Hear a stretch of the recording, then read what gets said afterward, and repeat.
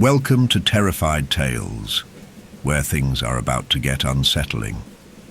Before we dive deeper into the darkness, make sure to like and subscribe. Let us know where you're listening from and what time it is. Are you brave enough to be here at night? Now, relax and let the fear take hold. Story 1. The rain arrived with a heavy, mournful sigh, a thick curtain of water slashing down from the heavens, as though the skies had ripped open to release their fury. In the distance, the jagged silhouette of the Appalachian Mountains loomed, dark and imposing against a bruised sky. The air was thick with the smell of wet earth and the promise of something more, a danger not from the weather, but something buried deep within the land itself. Michael reads, a solo hiker seeking nothing but a break from the monotony of his life, trudged along the mountain trail, feeling the weight of the world pressing down on him. His pack, heavy with camping gear, dragged at his shoulders, but the thought of the warm shelter waiting at his destination spurred him forward. He had been hiking for hours, his legs aching, his boots soaked through with the unrelenting rain. But the promise of peace, of solitude, was just around the corner. That was all he had come for, really, just a little respite from the clamor of city life, from the noise in his head. The storm had come suddenly, without warning. The wind picked up, howling through the trees, a deafening shriek that seemed to whisper and mourn as it swept through the dense forest. Thunder rolled in the distance, but the shadows of the mountains swallowed it, hiding the storm's full force from view. The path before him became a muddy, treacherous mess, the thick foliage pressing in on both sides like silent, unseen watchers. He had almost convinced himself to turn back when he spotted it, something hidden just out of sight, at the edge of the trail, a dark shape carved into the mountain. At first it looked like nothing more than a shadow among shadows, a trick of the light. But as he drew closer, the details began to emerge. Stone, cold and ancient, the entrance of an old railway, tunnel forgotten and overgrown. His stomach tightened, a fleeting pang of unease coursing through him. The tunnel, black and yawning, seemed to promise nothing but darkness and damp. Yet in the face of the storm, the hiker found himself instinctively heading toward it. His heart raced as he neared the entrance, the rain now coming down in sheets. He needed shelter, and this place, despite its unsettling appearance, was the only refuge for miles. The moment he stepped inside, the oppressive weight of the storm seemed to vanish. The temperature dropped noticeably as he entered the tunnel. The thick, wet air of the outside world replaced by something cooler, deeper. His breath came out in shallow puffs, the cold seeping into his bones. The tunnel stretched ahead, dark and forbidding, its stone walls slick with moss and the stain of time. Michael fumbled for his flashlight, his hands trembling just slightly. There was something about the place, a strange, almost suffocating atmosphere. The stone walls of the tunnel, covered in thick vines and crumbling graffiti, had been untouched for decades, perhaps centuries. What was it about the silence here? The way the sound of the storm seemed to fade the moment he entered, as though the tunnel had swallowed it whole. The flashlight flickered briefly as he clicked it on. The narrow beam of light caught against the jagged stone floor, casting long, restless shadows that twisted in odd, unnatural angles. His heart thudded in his chest, his thoughts racing. There was no reason to be afraid, not here, not now. It was just a tunnel, after all, a relic of an age long gone. But even so, he couldn't shake the feeling that he was not alone. With a deep breath, Michael pushed forward, the soft squelch of his boots against the wet stone, his only companion in the growing darkness. The air was damp, thick with the smell of decay, of something ancient. His pulse quickened, but he told himself to relax. It was nothing. Just a tunnel. Just a storm. The deeper he ventured, the more oppressive the silence became. His breath seemed to echo off the walls, louder with each step, as though the tunnel itself was amplifying his every movement. The air grew heavier, thicker, as if the walls were closing in around him.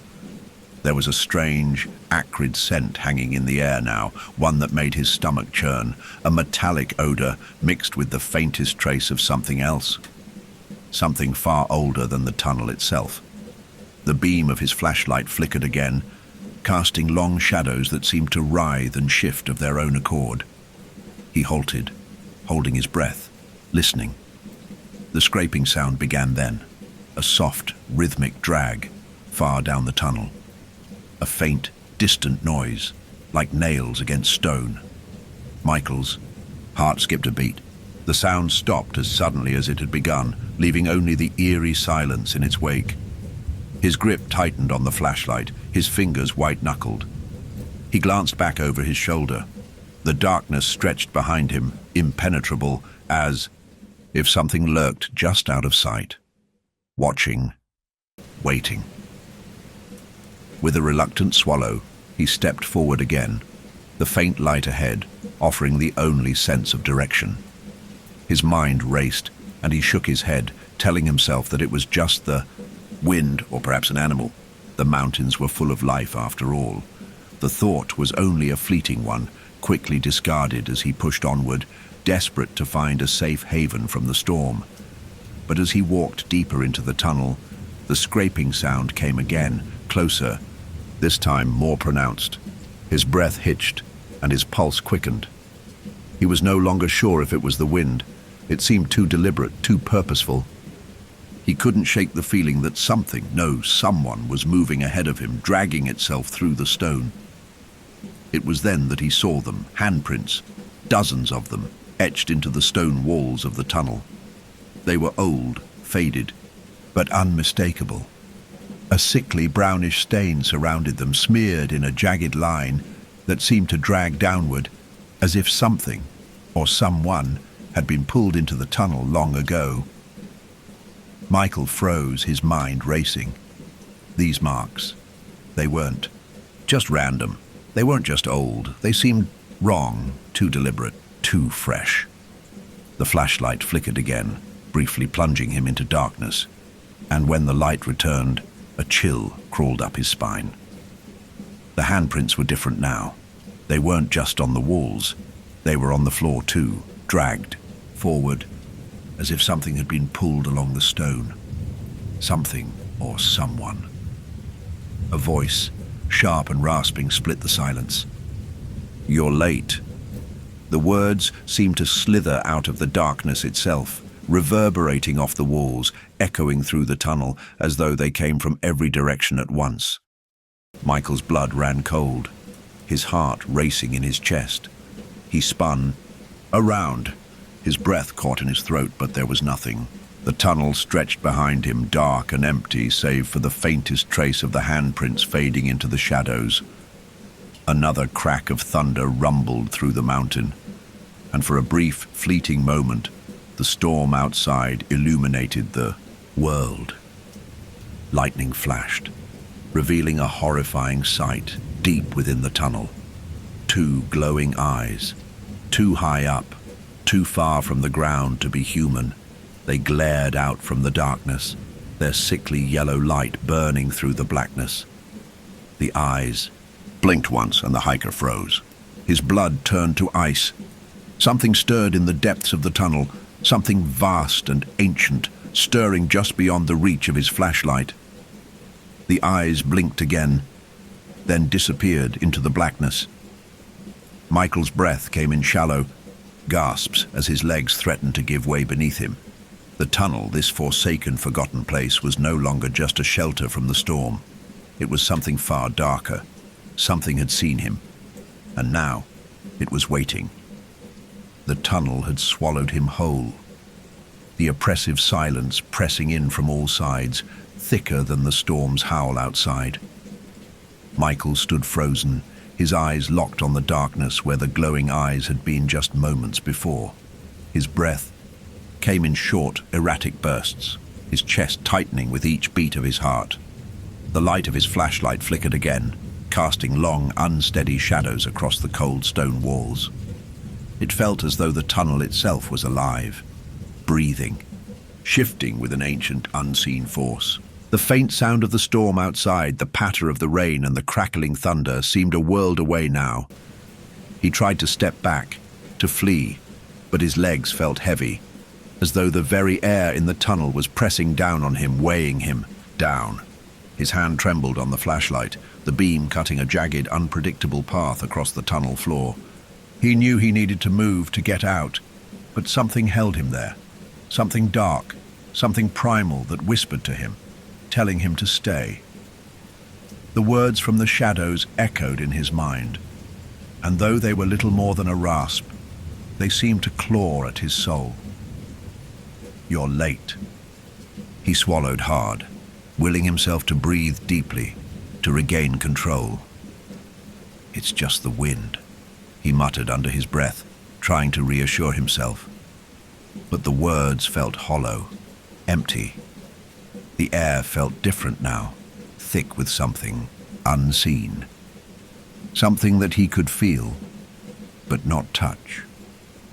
The glow of the flashlight dimmed for a moment, casting the tunnel into complete darkness. Michael squeezed his eyes shut, his breath catching in his throat as he desperately fumbled with the flashlight. The sound of his pulse roared in his ears. When the light finally returned, it revealed more of the tunnel's grim secrets.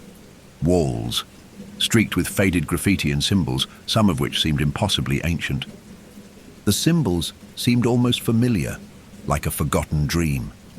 There were names scratched into the stone, names that seemed to curl in on themselves, twisting into something unrecognizable. The further he went, the more the feeling of being watched crept over him, crawling under his skin.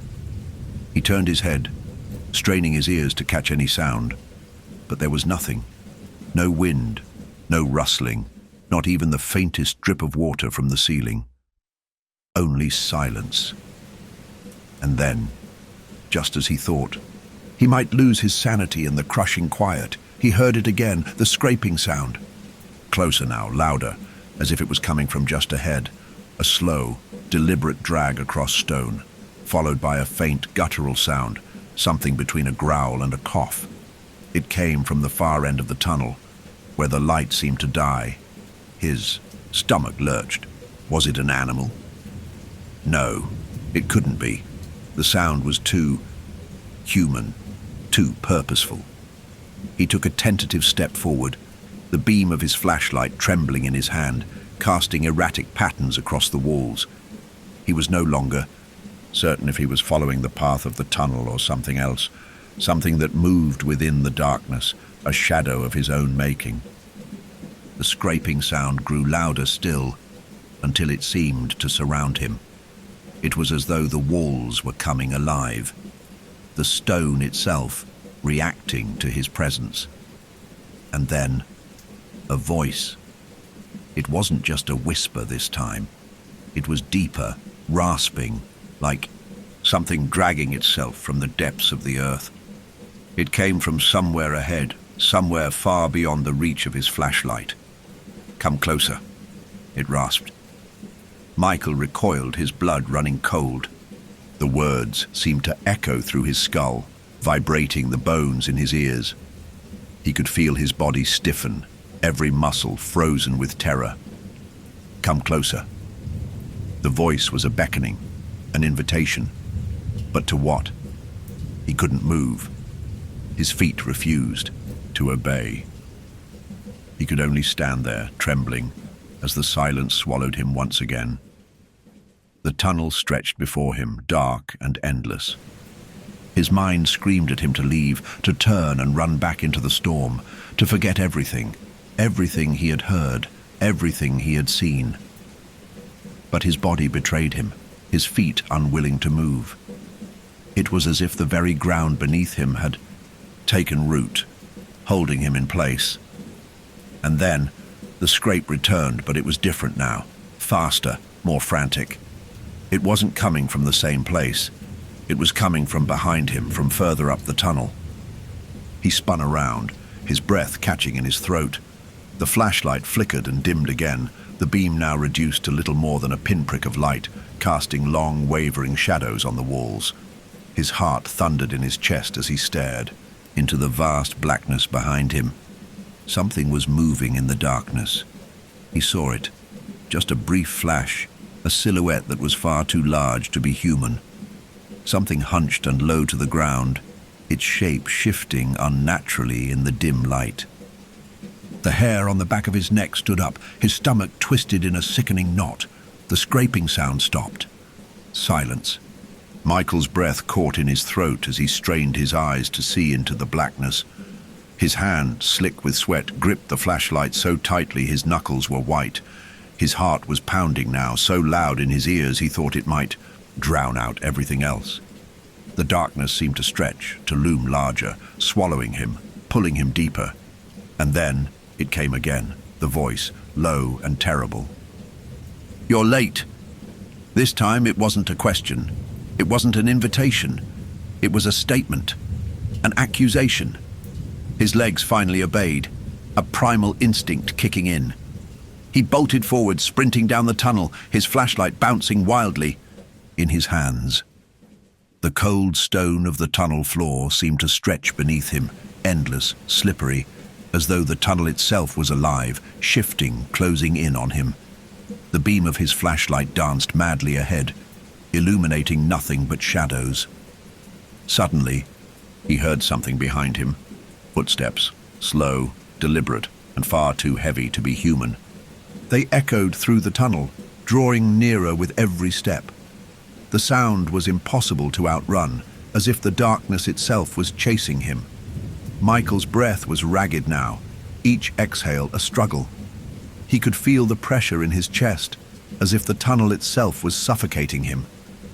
The further he ran, the more the darkness seemed to consume the light, devouring it, leaving him blind. Then, just as he thought he might collapse from fear and exhaustion, his flashlight flickered once more. Flickered, and then died. A pitch-black void swallowed him whole. For a moment, there was nothing but the pulse of his own blood in his ears, the sound of his breath catching, strangled by terror. The tunnel had closed in on him entirely. He stood there, still as stone, unable to move, unable to see. The smell of damp stone, of wet earth, of something older than time itself, filled his nostrils, choking him. The scraping began again, only now it was closer. So close. He could feel it vibrating through the ground beneath him. It wasn't just a sound anymore. It was something alive, something hungry, something that had been waiting for him. A whisper, soft but distinct, curled through. The darkness, "You're mine now." The silence of the tunnel enveloped Michael, suffocating him, as if the very air had thickened to a heavy, cloying fog. His heart beat erratically in his chest, each thud echoing louder than the last. The sudden darkness, now complete after the failure of his flashlight, threatened to swallow him whole, an inky void where no light or hope could exist. His breath caught in his throat, as though the air had turned solid and refused to pass through. His lungs. Every nerve in his body screamed to move, to escape, but his limbs felt frozen in place, a grotesque imitation of the paralysis of fear. The scraping sound had stopped, at least he hoped it had. But the oppressive quiet felt worse. It hung in the air, dense and pregnant with the weight of something unseen. He could feel the darkness pressing against him, each second stretching into an eternity. The walls of the tunnel, once cold and distant, now seemed to lean in closer, their stone surfaces slick and damp under his fingertips. Then came the voice again. "You're mine now." The words crawled over his skin like insects, scratching and crawling beneath his flesh. They weren't just spoken. They pressed into him. Every syllable vibrated in his chest, curling around his ribs, constricting his lungs. It wasn't the voice of an animal or a man. It was something ancient, something older than language itself, a force that had never known mercy. It wasn't offering, it was claiming. Michael's mind raced. This isn't real. This is just the isolation, the storm. It's just exhaustion. But no matter how hard he tried to convince himself, the cold dread gnawing at him wouldn't relent. The walls of the tunnel seemed to close in. The darkness felt deeper than the natural blackness of a cave. It felt like something was within it, something that didn't belong.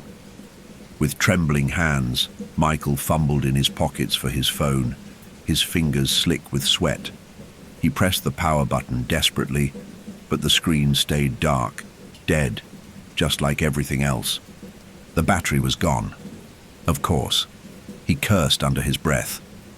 The storm, the cold, the relentless weight of the mountain had drained the power, leaving him with nothing but the pounding of his pulse and the icy air that seemed to slice through his clothes.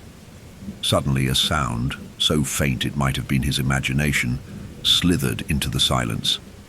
It was a soft, slow, deliberate sound, like the scraping of nails against stone, but it was different. There was a rhythm to it now, a pattern, as if whatever had made the noise had learned to move in a way that mirrored his panic. Then it came again, closer, faster, a scraping, scratching sound, followed by the sickening squelch of something wet dragging across the stone. Something was crawling through the tunnel. Michael's breath caught in his throat. His skin prickled. The air grew colder, his breath turning to mist before him. It wasn't just the cold. Something else was in the tunnel, something that had never belonged to this world. Something that had been waiting for him. There's nowhere to run, he thought, and for the first time in his life he truly believed it. There was no exit here. The mountain had claimed him.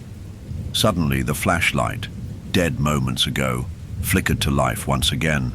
A beam of pale, trembling light sliced through the darkness, casting shadows on the walls. Michael blinked, disoriented for a moment, but as the light steadied, he saw them. Eyes. Two glowing orbs, set high up in the darkness, gleaming with an unnatural light. They were too high to be human, far above his head, their sickly yellow hue cutting through the shadows like twin beacons. They were watching him, their gaze fixed, unblinking, unmoving. The very air around him seemed to hum with their presence, as though the tunnel itself recoiled from their gaze. Michael's breath hitched, his heart lurching in his chest. He knew instinctively that these were not ordinary eyes. They weren't the eyes of an animal or a human. They were eyes that belonged to something else, something that had never been human. They pulsed with an eerie, unnatural glow, and they knew him. They had always known him. He felt it deep in his bones, an ancient recognition that turned his stomach and sent his pulse racing in terror. Oh God, oh God. The eyes blinked slowly, once, twice, as if they were considering him. The stillness stretched for what felt like hours, the tension thickening in the air, until it was almost unbearable. And then the thing in the dark moved. It didn't come from the ground. It wasn't crawling, not in the way Michael had imagined. Instead, it descended from above. Slowly, impossibly, it floated downward, its limbs elongated, its body thin and twisting, like something that had been stretched too far, too many times. It was a shape that defied nature, a creature that existed in the space between what was real and what was a nightmare.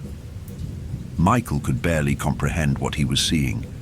It was a thing with no clear form, no defined shape, but the glow of its eyes, those eyes, was the only clarity in the chaos.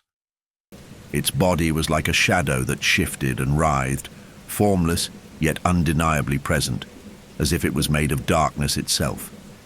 It pulled itself toward him, the air around it warping as it moved, its presence suffocating, pressing down on him.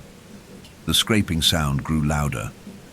The thing was closer now, just beyond the edge of his vision, just out of reach. He could hear its movements, slow, deliberate, like it was savoring every second of its approach. He took a step back, then another, panic flooding his limbs. The tunnel seemed to stretch out before him, the walls growing ever darker as the creature's presence overshadowed everything around him. The eyes blinked again, and as they did, the air shifted. It's getting closer. A chill swept through him, colder than before. His teeth chattered as he looked down at his feet, realizing that the ground beneath him was no longer solid. Something was wrong. The stones were slick, too slick, and they seemed to bend under his weight. A sudden noise, louder than any scraping, ripped through the silence. A shriek. Not a human shriek, not an animal's, but something alien, something wrong. The tunnel seemed to tremble as the sound rattled the stone, echoing and rebounding off the walls like the scream of the earth itself. In that moment, Michael understood. This wasn't just a creature. It was the mountain itself. The tunnel, the shadows, the eyes, all of it was part of something older than time, something that had existed long before humanity had walked these hills. And then, the darkness moved. Again. Before he could react, before he could run or scream, he felt it, its presence. The air around him seemed to warp, to twist. It pressed against him, pulling him closer to the source of the eyes. His chest tightened, his vision clouded with a strange fog, and he stumbled forward. His feet betrayed him. He couldn't breathe. The last thing he saw before the world around him went black was the gleam of those glowing eyes, still fixed on him, still waiting. Darkness, nothing more, nothing less. It wrapped around Michael like a suffocating cloak, pulling him into a place where even time seemed to pause. The heavy weight of the tunnel pressed down on him from every side, its cool stone walls impossibly close, but all he could feel was a vast emptiness that reached into the core of his being. His limbs were leaden, unable to respond to his frantic thoughts, and the cold seeped into his bones, its chill much deeper than the temperature of the air. It was a hunger, a gnawing, invasive force, pulling him into a place where even fear seemed muted by the thick fog of uncertainty. He opened his mouth to scream, but no sound escaped. The air itself seemed to press against his lungs, too heavy for words, too thick for breath. His heart hammered in his chest, each beat reverberating through his skull, the frantic rhythm mixing with the buzzing silence that had swallowed him whole. The air smelled of wet stone, rot, and something else, something far older, something ancient and foul.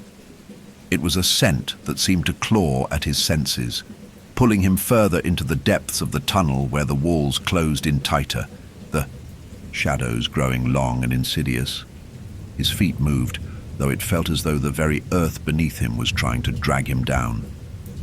A subtle pull, like a magnetic force, guided him forward, or perhaps he had no choice but to follow, as though something was waiting for him, waiting to claim him. His breath came in shallow, desperate gasps, the panic rising in his chest like a tide.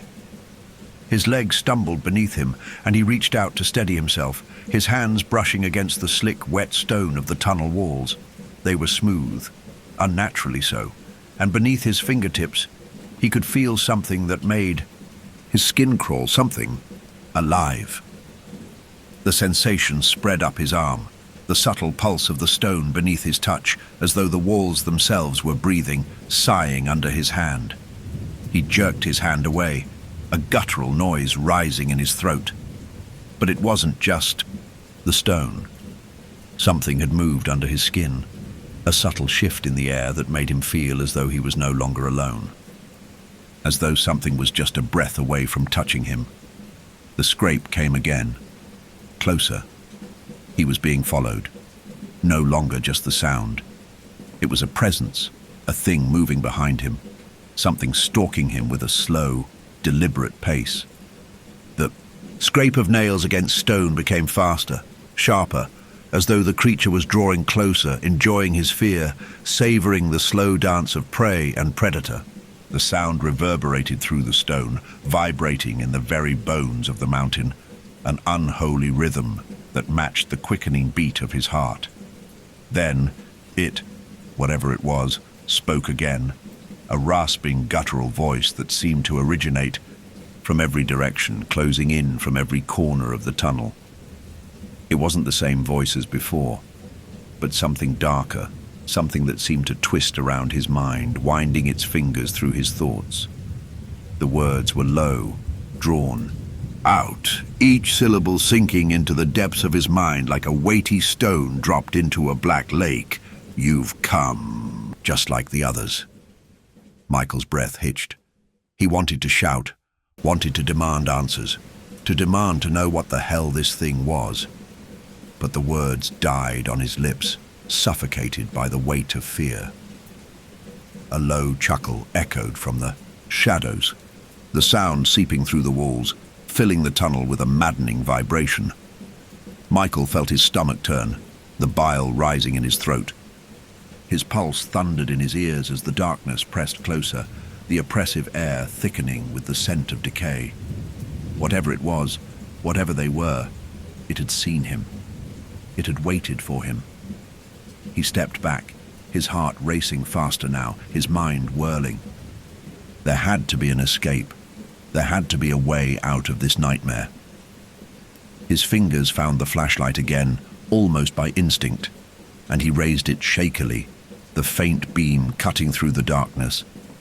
But what he saw, what he didn't see, sent a shock of icy dread through him.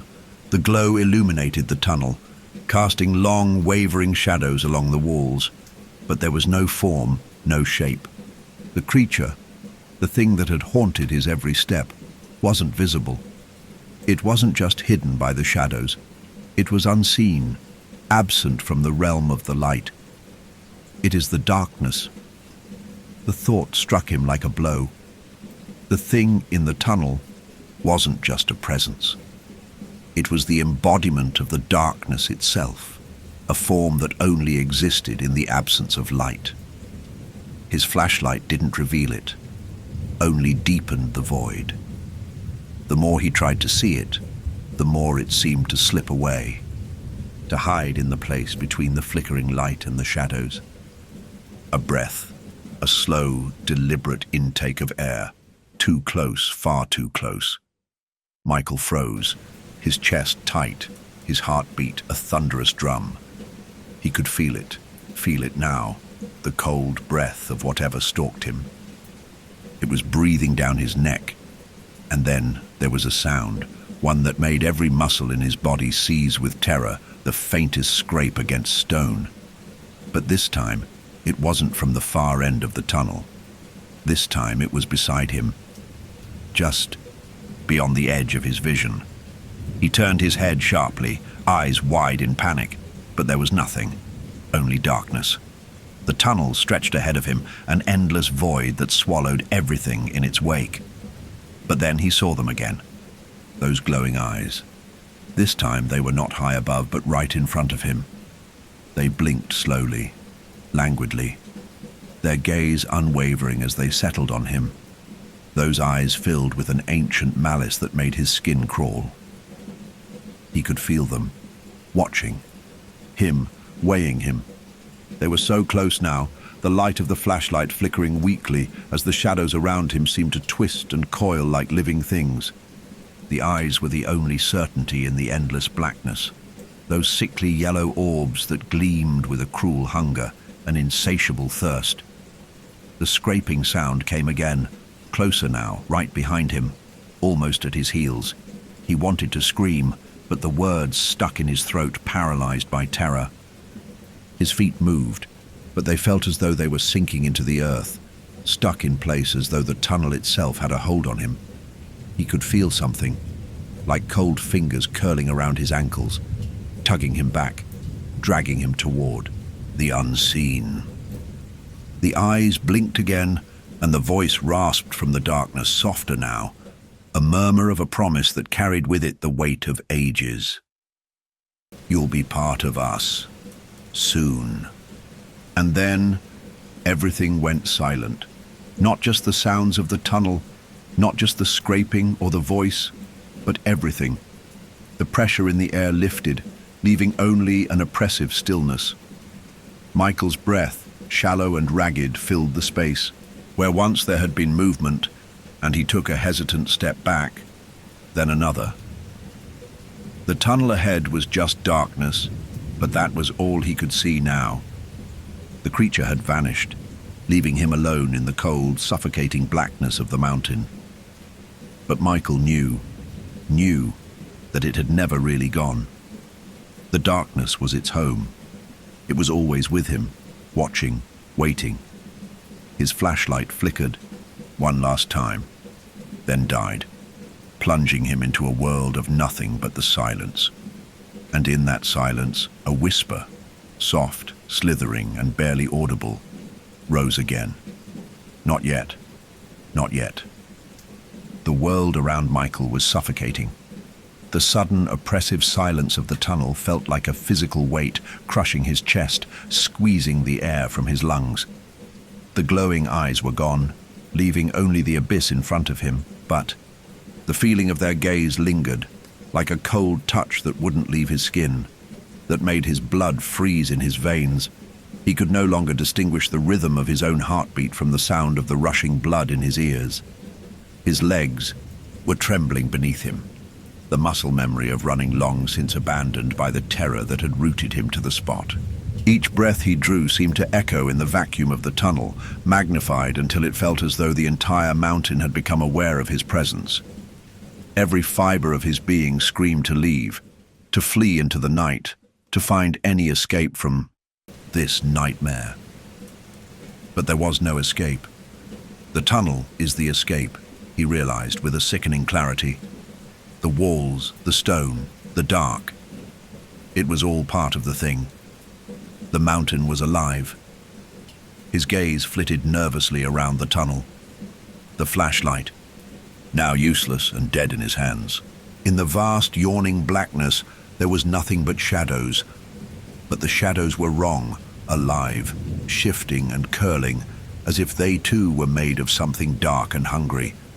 Michael's fingers gripped the useless flashlight tightly, knuckles white. The warmth of the storm had long since vanished, replaced by a deep, biting cold that seemed to seep through his very bones. It was the kind of cold that sank into your marrow, into the places you couldn't reach.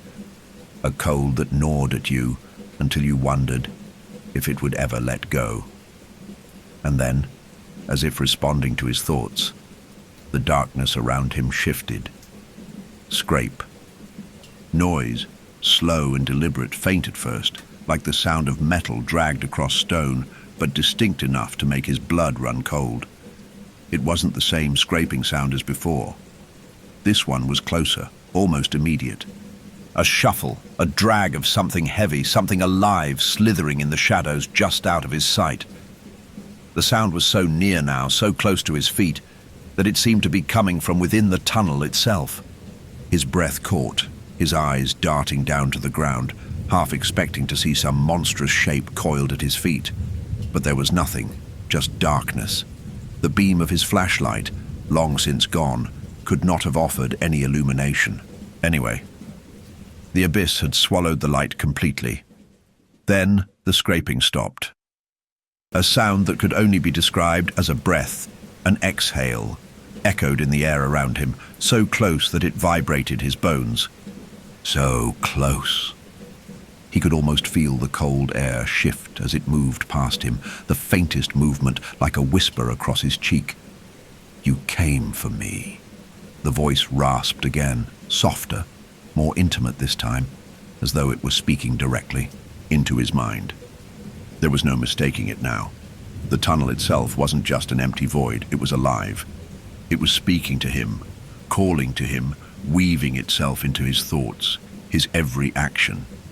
Michael stumbled back, his foot catching on something hard and jagged, sending a tremor of panic through him. He couldn't stay here. He couldn't. But there was no way out. The tunnel was a labyrinth now, a maze of stone that seemed to close in tighter with every step he took, each turn leading him further into its depths, deeper into the grip of whatever nightmare it was that had awakened. The scrape came again, but this time it was different. It was no longer just the movement of something dragging itself across the stone. This time, it was something else, something worse. The sound was accompanied by a faint wet noise, a sickening slosh that echoed through the tunnel like the movement of something viscous and heavy. A low growl, more of a rumble really, shook the walls around him. It was impossible to know where it was coming from, but it felt like the very ground was trembling beneath him. A vibration that made his teeth rattle in his skull. And then came the voice again. The voice that now seemed like an extension of the mountain itself, its echo seeping into the crevices of his mind, drawing out the deepest parts of his fear. You thought you were alone. Michael's mind reeled. He couldn't process what was happening anymore. What was this thing? What was it?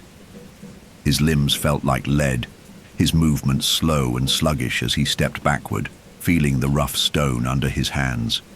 He braced himself against the tunnel wall, the cold damp of the rock seeping into his skin. But it was no comfort. The stone was colder than it had been, its surface slick and almost alive beneath his touch. The growl rumbled again, louder this time, a vibration that rattled the bones of the mountain itself. You can't leave, the voice rasped, and now Michael knew it was coming from everywhere. It was the tunnel. It was the stone. It was the very darkness that surrounded him. He could feel it in his chest, a pressure that gripped him tighter with every breath, every second. There was no escape. The scraping sound returned, but this time there was no mistaking its source. It was right behind him, dragging itself closer, too close.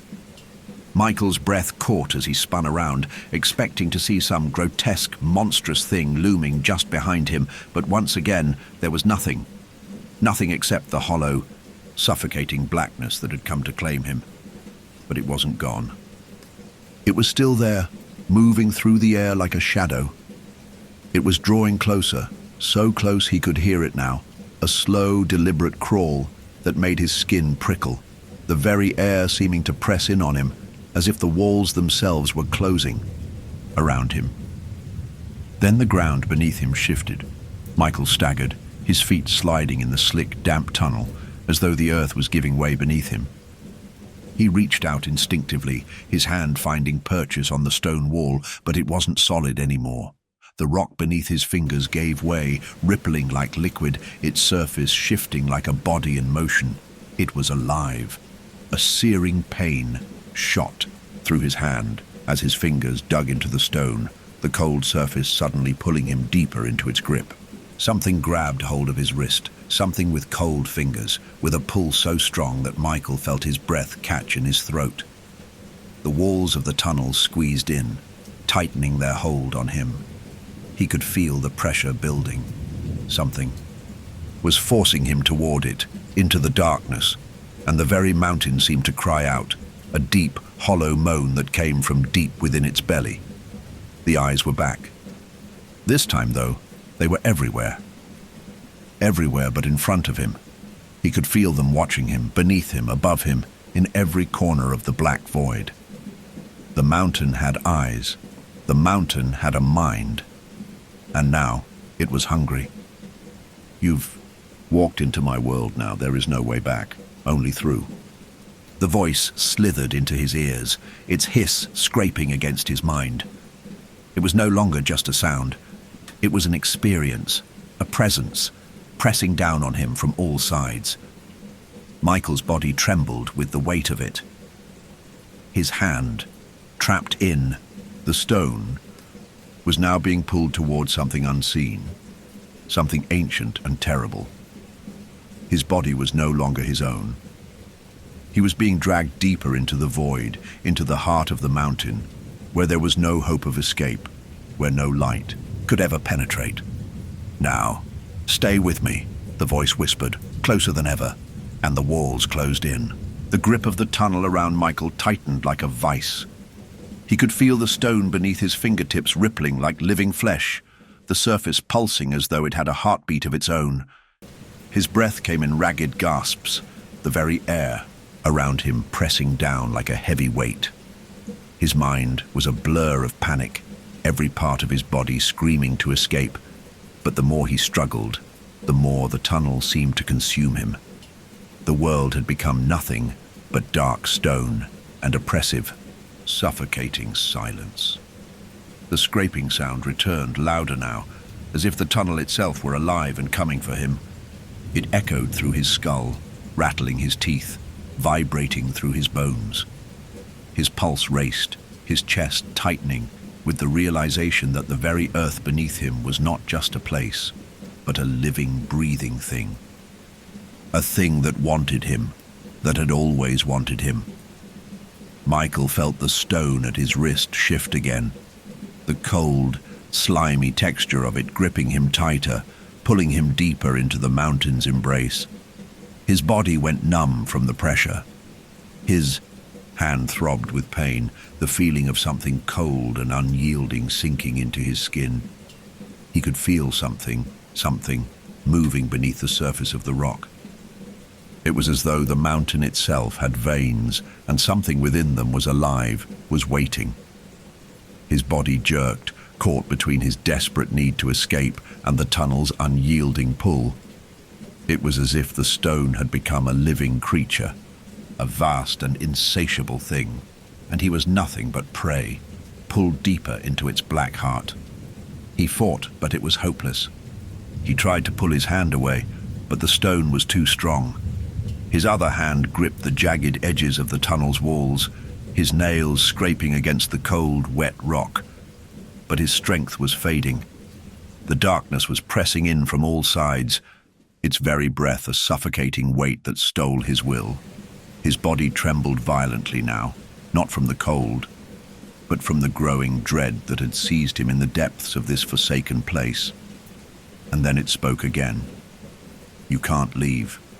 The voice had become a low hum, vibrating in the stone, as though it was not coming from any one place, but from the mountain itself, every stone, every crack in the earth speaking in unison. It was no longer just words, it was feeling, it was hunger. Michael's heart thudded in his chest, every beat echoing the voice's demand. The pressure around him grew unbearable, his ribs creaking under the weight of the tunnel's invisible hands. The air grew thick, every breath now a battle, the space around him warping, stretching, and folding in on itself. The tunnel had become a living thing, a dark maw, and he was slipping deeper into it. But then something shifted. There was a moment, a brief instant, when the oppressive force loosened, just slightly. The air felt thinner. The cold began to recede, just enough for him to draw a desperate breath. Michael gasped, his mind reeling, his senses blurred by the dark energy that surrounded him. The tunnel opened, stretching wider, darker, and before him, deeper into the void, was the source of all of it. The eyes, those glowing eyes. They were not just in the shadows now. They were everywhere. They were in the stone. They were in the air. They were part of the mountain. The same cold, sickly yellow glow that had watched him from the depths of the tunnel now filled the space ahead of him, as though the very darkness itself had become eyes. They blinked in unison, like stars rising in the void, their sickly light casting a faint, eerie glow on the walls of the tunnel, illuminating the shape in the distance. And there it stood. At first, it seemed nothing more than a silhouette. Tall, thin, its form distorted, stretched unnaturally against the shadows. The more Michael's eyes tried to focus on it, the more it shifted. It was a shape, a presence, but not a body. It was something beyond comprehension, something so ancient, so far removed from the laws of nature that it defied logic. Its form was fluid, shifting with the pulse of the darkness, its body stretching, folding in on itself, as if it were not a creature, but an essence, a manifestation of the very mountain's soul. It had no clear face, no recognizable limbs, just a dark form that seemed to watch him, not with eyes, but with the very void around it. The tunnel had been waiting for him. The voice rose again, this time not in words, but in a guttural, growling rasp that filled the air like a storm. It spoke through the very rock, through the walls, through the pulse of the earth itself. It wasn't asking, it wasn't demanding, it was simply stating, "You are mine now." The words seemed to echo through Michael's soul. He couldn't breathe. He couldn't think. The words twisted in his head, burrowing deep, sinking into the very marrow of his bones. He felt them more than heard them. They vibrated within him, vibrating the very structure of his mind, as though they were part of him, as though he had always been meant for this. Michael tried to scream, but the sound wouldn't come. His throat constricted. The air was thick, pressing down on him like a weight, crushing him. His body shook violently, every muscle locked in place. He couldn't move. The stone held him fast. The mountain itself, a prison, an eternal tomb. The glowing eyes blinked once more, and the thing in the shadows shifted. Michael's body was no longer his own. The mountain had him. He could feel it now. The cold that was deeper than the darkness.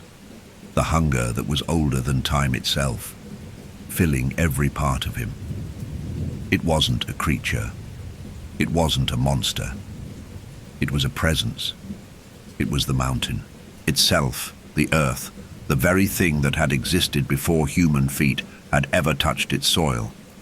And as he stood there, frozen, his body trembling, Michael finally understood. The thing wasn't just watching him, it had always been watching him. The mountain had called to him, drawn him here. He had been drawn into the dark, into its waiting embrace for a reason. He was no longer just a man. He had become part of the ancient hunger that lived in the earth. The thing moved again, closer now, its shape shifting as it folded into the shadows. Michael felt it, the weight of its presence pressing against him, and then in the silence a single word whispered through the darkness. Join. And as the tunnel claimed him, Michael felt his own body melt into the stone, his mind splintering, lost in the abyss of the mountain. The world around Michael collapsed into darkness. The cold stone pressed against his skin, sinking deep into his flesh, filling his senses with a numbness that defied everything he knew. He couldn't feel his limbs anymore, couldn't feel anything except the heavy, suffocating pull of the tunnel that seemed to have consumed him whole. Every breath was a struggle, a battle against the weight of the earth itself. His body, his thoughts, his very essence, all of it was slipping into the darkness, lost, as if his very existence was being erased. But in the depths of the dark, a flicker, a pulse, remained. It wasn't his own consciousness, but something else, something trying to find its way through the blackness. A dim echo of life, fighting against the crushing weight of whatever had bound him here, trying to cling to reality. It wasn't the tunnel's grasp that was suffocating him anymore. It was his mind, his fear of being lost, of fading into nothing, fear of becoming nothing. His eyes snapped open, but there was nothing to see. He felt no ground beneath him, no walls pressing in on him, no ceiling above. He was suspended in the purest blackness, an endless void with no light, no sound, no sense of time. He couldn't tell where his body began or ended, couldn't feel the breath in his lungs or the beat of his heart. He was alone in a space that was all-consuming, a place where nothing could escape and nothing could survive. But the pulse was still there, a beat deep in the void. His own heartbeat, a distant memory. No, It was something else, something that had existed here long before him. He could feel it now, a slow thrum that reverberated through the very core of his being. The mountain, the tunnel had become him. It was inside him. The very darkness had merged with him, had fused with his thoughts. The mountain was alive. It had always been alive, and now it was consuming him from the inside out. A ripple of movement, slow but deliberate, slithered through the void. Michael couldn't see it. He couldn't hear it. But he felt it. Felt the earth, the stone, shifting. Beneath him, it was as if the mountain itself had reached into his soul and was now dragging him deeper into its ancient belly. And then there was a whisper. It wasn't a voice. Not exactly. It was something older, something more primal. The words slithered into his mind, wrapped themselves around his thoughts, and tightened. You are not alone. The words, though spoken softly, thudded in his chest. The moment they entered his mind, a jolt of electricity shot through him. His breath returned in jagged gasps. The darkness pressed against him tighter than ever. But now he could feel something else, something other, a presence that wasn't his own, but still deeply connected to him. The mountain's voice, no, the presence, was calling him, and it wanted more, it needed him. You are part of me now. The pulse, that slow, rhythmic thrum, shifted, it quickened. The darkness trembled, and Michael's body, his real body, felt it. His senses returned in fractured waves. He could feel the cold again, the slickness of the stone beneath his fingers, the sharp, jagged edges of the walls pressing against him like they were part of him. He wasn't just trapped in the tunnel, he was the tunnel now. The lines between his body and the world around him had blurred beyond recognition. The mountain had taken root in his flesh, had embedded itself in the deepest part of him. And now, the darkness was whispering to him again. Its voice, louder this time, deeper, swirling around his consciousness, suffocating him. Let me show you. The stone beneath him trembled again, but this time it wasn't just a shifting. It was an opening. Something deep, something ancient was stirring beneath the mountain, below the stone, far deeper than the tunnel had ever gone. It was as if the very heart of the earth was waking up, and it had been waiting for him. The ground cracked. Michael felt it before he heard it, a tremor beneath his feet, a deep rumbling noise that shook the air, rattling the bones of the mountain. Then came the sound of something else, a low, grating noise like metal grinding against stone. It echoed in his ears, sending a shockwave through his mind. And then, just as suddenly as it had started, the cracking stopped. The rumbling ceased. A new, heavier silence took its place. But Michael could feel the presence, the thing in the darkness. He could feel it watching him from the depths. It wasn't just the mountain that was alive anymore. There was something deeper, something older than the stone itself. A force so ancient that it could bend reality. It had no shape, no face, no form. It was nothing and everything at once, a presence too vast to comprehend. And now, it was waiting. He felt its grip on his mind, its pull. The air grew thick, suffocating. He could feel the weight of it pressing on his chest, smothering him. His breath caught. The mountain had become a living thing, a force beyond anything he had ever known. And now it was calling him, drawing him into its center. You are me. The words, those cold, terrible words, seemed to fill the space around him. They reverberated, not in his ears, but in his very being, shaking him to the core. And suddenly, the tunnel wasn't just a place anymore. It was a world that had no escape, no end, no light. It was alive, and it had become part of him. As the words echoed, something shifted within Michael. A jolt, a tremor of recognition, not of the world around him, but of himself. This was where it had all begun. He remembered the handprints, the drag marks on the stone walls. He remembered the cold breath, the scraping sounds that had pulled him deeper into the tunnel. But what he hadn't realized, what he hadn't understood, was that he had always been meant to come here. The mountain had been waiting for him, watching, calling, and now there was no turning back. The darkness pressed in again, more suffocating than ever. But this time, it wasn't just the mountain, the tunnel that surrounded him. It was the thing, the ancient presence that had always been here, that had waited in the deep places of the world for a time like this. And now, it had him. The struggle was over. The mountain had claimed him, and the eyes blinked again, filling the darkness with their sickly yellow glow. They were everywhere now. They were the darkness, and they were waiting, watching, expecting. And Michael, he was finally part of it.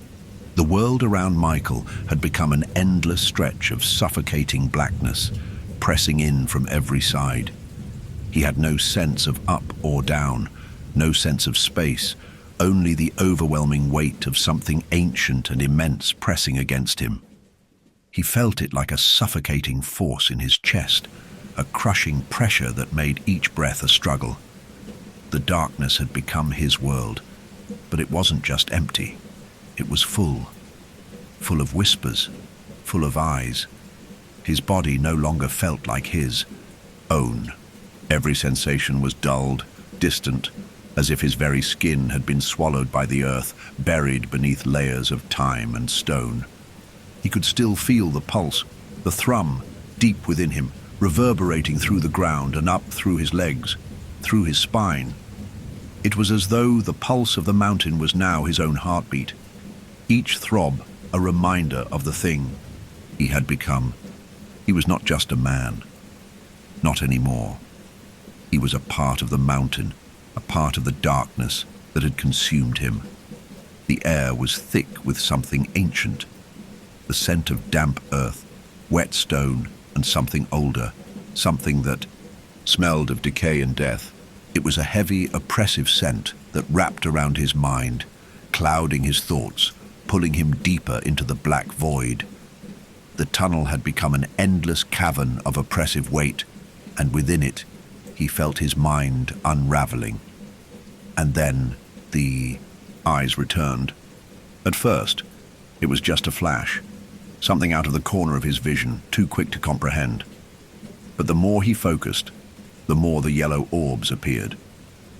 They were scattered throughout the darkness, blinking in and out of sight like distant stars, their sickly glow casting an eerie light on the empty air. They were watching him, waiting for him to notice them, to acknowledge their presence. And, with every blink, the pressure in his chest grew heavier. "You are part of the mountain now," the voice whispered, slithering through his thoughts. It wasn't a voice in the traditional sense, not something spoken aloud. No, this was something far worse. The voice was the mountain. It was a part of the earth's very soul, a presence that existed in every crack of stone, every vein of iron, every crevice where time had left its mark. It had no form, no face. It was only the dark, the earth, the endless hunger that had waited for eons for this moment. Michael's mind struggled to grasp the enormity of it all. He had come here by accident, had stumbled into this forgotten place, seeking nothing more than an escape from the mundane. But this was no accident. The mountain had called to him, it had chosen him, and now he was part of it. He reached out with trembling fingers, half expecting to find something solid, something real. But there was nothing. The air felt like thick velvet, heavy and oppressive. But when his hand brushed against it, it was like reaching into a void, his fingers slipping through it like liquid darkness. It was the absence of all things, the total absence of reality. He wasn't sure if his hand was even still attached to his body. The voice in his mind spoke again, softer this time, as though it was whispering directly into the marrow of his bones. "You are nothing but a memory now." The words twisted in his chest, wrapping around his lungs, squeezing until his breath came in shallow, desperate gasps. His heart, once frantic with fear, slowed with the realization. He had always been nothing, a speck of dust in the grand scheme of the earth. But now he was part of something much bigger, part of something that had lived for millennia, that had existed before the first tree sprouted, before the first human took a step on the soil. The eyes blinked again. They were closer now, not just blinking in the distance, but right beside him, close enough that he could feel their burning gaze searing through his very soul. The warmth of their presence didn't touch his skin. It entered him, burrowing beneath his ribs, into the deepest parts of him that he didn't know existed. It was the cold of death and the fire of creation, the two merging into a single impossible force. The darkness began to shift. Michael's pulse quickened again. His body, his real body, was still somewhere within the stone, somewhere beneath the earth. But his mind, his soul, he could feel them being pulled away, drawn toward the heart of the mountain. Something deep below the surface was reaching. For him, something alive in a way that defied nature, that defied the laws of everything he had ever known. And then it hit him. The truth. The terrible truth. He had thought he could escape, thought he could find his way out. But the tunnel had never been a way out.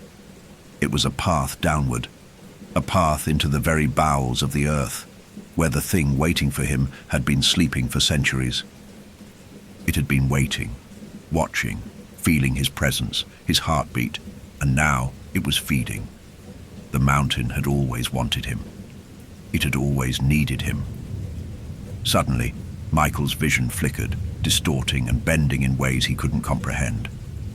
The blackness surrounding him began to warp, twisting and folding like a piece of paper crumpling in on itself.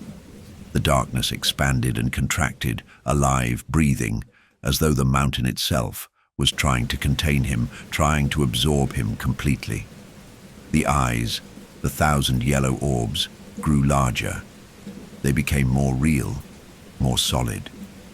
They were not just in the air around him anymore. They were inside him, burning through his skull, turning his thoughts into flickering embers.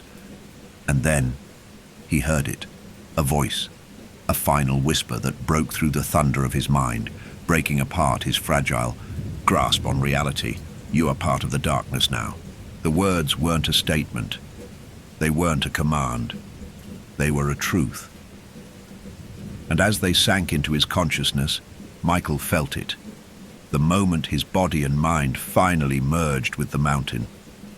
It was as though his very atoms had been stretched and fused into the stone, as though his bones had turned to rock, his blood to earth, his mind to nothing but the endless black that had been waiting for him all along. The eyes blinked one last time, and Michael knew that he had been lost forever. He wasn't alone in the mountain anymore. He had become part of it. He had become one with the dark. Michael's mind, now stretched and torn between worlds, no longer felt like his own.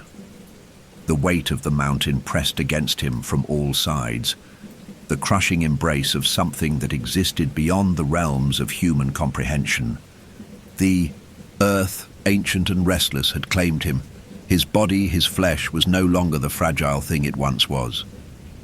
It had become something else entirely, woven into the very fabric of the tunnel, twisted into the stone, and bound to the pulse of the mountain. But even though he had become the mountain, his mind, what was left of it, was still struggling, fighting against the suffocating grip of the darkness. It was as though he were caught in a nightmare, one that had no beginning or end, one that stretched infinitely in every direction, folding over itself like an endless loop of time and torment. But my pulse, the rhythmic thrum that had once felt like a heartbeat, had grown louder. It was everywhere. It was inside him. It reverberated in his bones, in his skull, deep in his chest. It was the sound of life and death merging into one eternal song, the mountain's song. But the worst part, the most horrible part, was that he could no longer tell where he ended and the mountain began. His sense of self, his identity, was slipping away. It was as though the stone had become his skin, the earth his blood. He couldn't tell if he was breathing or if the air was simply flowing through the veins of the tunnel. He was nothing and everything at once. And every moment that passed, he felt himself fade further, swallowed by the darkness. The voice, that ancient, hungry presence that had guided him to this place, whispered again. Its words were not of comfort or reassurance. They were of inevitability. You are no longer human. You are one with me now. One with the stone, the earth, the blackness beneath all things. As the voice wrapped around him, his thoughts fractured. He could feel it, the darkness, seeping deeper into his mind. The truth of it, as terrible as it was, seeped into his consciousness. This had never been about escape. There was no escape from the mountain, from the darkness. There was no return. The tunnel had been a trap, and he had been its prey. His body, the part of him that still clung to humanity, trembled with something far beyond fear. It was a surrender. He was fading, slipping into the stone, his mind dissolving like sand in the wind. There were no boundaries anymore. There were no walls to protect him, no light to chase away the darkness. And then the eyes returned. At first, he saw just one, a single glowing orb, hovering just beyond the veil of his vision. It blinked slowly, deliberately, like a star in the blackness, its sickly yellow hue casting a faint light on the world that was no longer truly real. As his gaze locked onto it, more appeared, slowly at first, blinking into existence one by one. They filled the void, their cold gaze cutting through the suffocating blackness, casting jagged shadows on the walls of his mind. Thousands of them, all watching him. And it was in that moment, as he felt his consciousness slipping completely away, that the truth became clear. The eyes were not just watching him. They were part of him. They had always been part of him. He wasn't just in the mountain. The mountain was in him. The mountain's hunger had been waiting for him.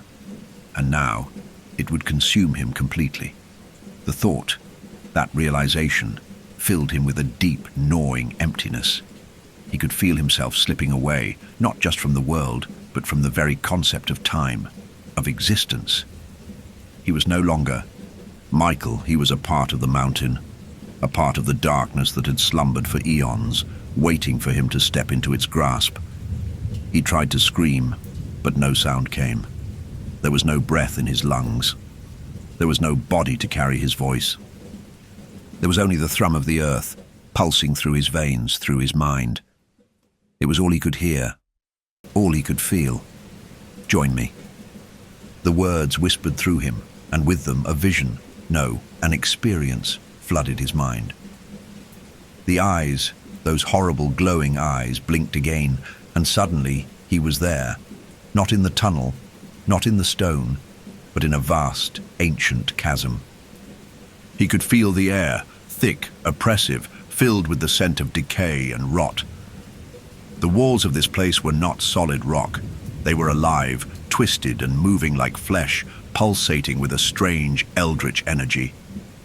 The very ground beneath his feet felt as though it were breathing, the earth alive in ways that defied all understanding. He wasn't alone. There were others. At first it was hard to make out their shapes.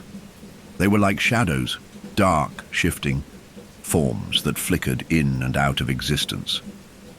But as his senses sharpened, as the mountain's essence merged with his own, he saw them more clearly. Figures, Beings, perhaps, but not human.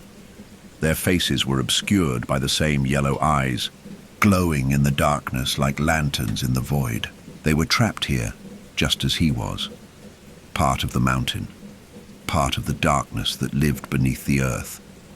They had been drawn here, consumed by the same hunger that had pulled him in, and now they were nothing more than shadows flickering and lost, their existence swallowed by the void. Michael felt their presence, their pain, a collective ancient suffering that resonated with every fiber of his being. He was one of them now, just another soul trapped within the mountain's heart, another piece of the eternal darkness. "You were never meant to leave," the voice whispered again, its tone both mournful and triumphant. The eyes blinked, 1,000 orbs all staring at him, all waiting. They had been waiting for him to realize the truth. And now he understood. He was not a victim. He was never going to escape. He was always meant to be a part of this place, this dark, eternal void. And now he was lost. Lost to the mountain, to the darkness, to the hunger that would consume him forever. The blackness grew deeper, the eyes fading into the endless void as he finally lost his grip on reality. The stone beneath him became him, his body dissolving into the earth, merging with the dark pulse that now filled him. There was no escape, there was no end, only darkness, only hunger forever. Time had become an alien concept. Michael could no longer grasp it, could no longer even sense it. It was as if time itself had been swallowed by the mountain, consumed in the same endless hunger that now filled his every thought, his every pulse. The blackness around him was infinite, its depth so profound that it felt as if he had fallen into the very core of the earth, a place where reality itself dissolved and became one with the void. The eyes, those yellow, soulless orbs, were still there, blinking in and out of existence, watching him with an eerie, unblinking gaze that felt like 1,000 needles puncturing his skin. They weren't just eyes. They were the eyes of the mountain, the eyes of the earth that had existed before humanity had ever taken a breath, and they were waiting for him. Michael could no longer remember who he had been before this moment. His name, his life, his pain. It all seemed so distant now, as if it had been a dream, a fleeting moment that had been lost in the unrelenting tide of the mountain's pulse. He wasn't just in the mountain anymore. He had become it. Every crack in the stone, every tremor in the earth was a part of him. His mind no longer resided in his body. His body no longer existed. All that was left was the endless void and the eyes that watched him, waiting for him to finally understand what had happened, what he had become. The voice, which had once been a distant whisper, had now become a constant presence in his mind, flowing through him like the pulse of the mountain. It wasn't a voice anymore, it was a feeling. A sensation that filled every thought, every fragment of his consciousness, until he couldn't separate himself from it. It was him, and yet it was more than him. It was the earth. It was the stone. It was the dark, boundless energy that had existed long before his kind had ever walked the earth, and now it had consumed him. "You are mine now." The voice echoed, but there was no malice in it. There was only acceptance, an overwhelming sense of finality, as though he had always been destined to return here. The eyes blinked again, one after the other, filling the infinite dark with their sickly yellow glow. Their presence, so powerful, so cold, surrounded him, folding into his being, until he could no longer tell where his thoughts ended and the mountains began. For a moment, a single, fleeting moment, Michael's memories flared. Images of the world he had once known, of the sun on his face, of laughter, of pain, of life. But the memories were fading quickly. slipping away from him as if they had never been his at all. He tried to hold on to them, but they evaporated in the wind of his new reality, like mist fading into the morning sun. All that was left was the hunger, the pulse, the darkness. The darkness was alive. It had always been alive, and now he was a part of it. The walls, if they could even be called walls, of the mountain had begun to shift once more, twisting and changing in ways that were impossible to understand. The void, the space between the yellow eyes, moved. It seemed to flow, to twist and bend, as if the very air around him was being reshaped by an unseen force, a force that was him. Or perhaps he was it. The distinction no longer mattered. The world around him had no meaning, no structure. It was a place of fluidity, of endless change, a place where even the most basic truths about reality were dissolved in the endless dark. And then the eyes grew brighter. They weren't just orbs of yellow anymore. They were blinding, impossibly bright, filling the dark with an overwhelming presence that reached into every crevice of his mind. They were inside him now. They were the pulse of the mountain, the very heartbeat of the earth. They were him, and he was them. For the first time, Michael understood. The mountain had always been here, waiting. It had been waiting for him to come, for him to find it, for him to surrender himself to it. The thing in the darkness, the thing that had called, to him was not some malevolent force or creature. It was the earth itself. The mountain had been alive long before humanity had arrived, long before the first breath had been taken by any living creature. It was the first thing, the oldest thing, the thing that had shaped the world in its image. And now, Michael was part of it. He was no longer a man. He was no longer Michael. He was the mountain. He was the earth. He was the darkness that stretched across eternity, the pulse that throbbed at the heart of the world. The transformation was complete. The struggle was over. There was no more self. There was no more Michael. There was only the dark, the eyes, the infinite pulse of the mountain. There was no more time, no more space, no more memory. Only the ever-present darkness, a place where nothing could escape, where nothing ever left. The last remnants of his humanity, those fleeting glimpses of a life that had once been his, were now gone. There was only one thing left to do: embrace the void. And as the eyes blinked again, 1,000 souls trapped in the mountain, their faces obscured by darkness, their forms twisted into the endless stone, Michael felt himself slipping completely away. He was no longer a man. He was nothing. Nothing but the darkness, the hunger, the endless void. The mountain had consumed him, and now it would consume all that came after. And there in the darkness, he would remain forever. There was no sound, no light, no sensation, except the overwhelming pulse of the mountain, that deep, rhythmic thrum that had become a part of Michael's very essence. The sensation of time, of memory, had slipped completely away from him, like sand running through his fingers, each grain falling away until nothing was left but the raw, unyielding presence of the earth. He was no longer sure if he was even breathing. There was no need to breathe anymore. The mountain, the void, had claimed him wholly, and he had become part of it, a shadow among countless shadows, a fragment of the darkness that filled the space beneath the world. But the eyes were still there, watching. They were a constant presence, like 1,000 blazing suns that had burned their images into his mind, searing their yellow glow into the very fabric of his being. They were everywhere, their luminous gaze penetrating the darkness, filling the void with a sickly, suffocating light. Every blink, every shift of their gaze felt like a part of him unraveling. The eyes were not just watching him anymore. They were him, And in their eternal gaze, Michael understood he was not lost in the mountain. He was the mountain.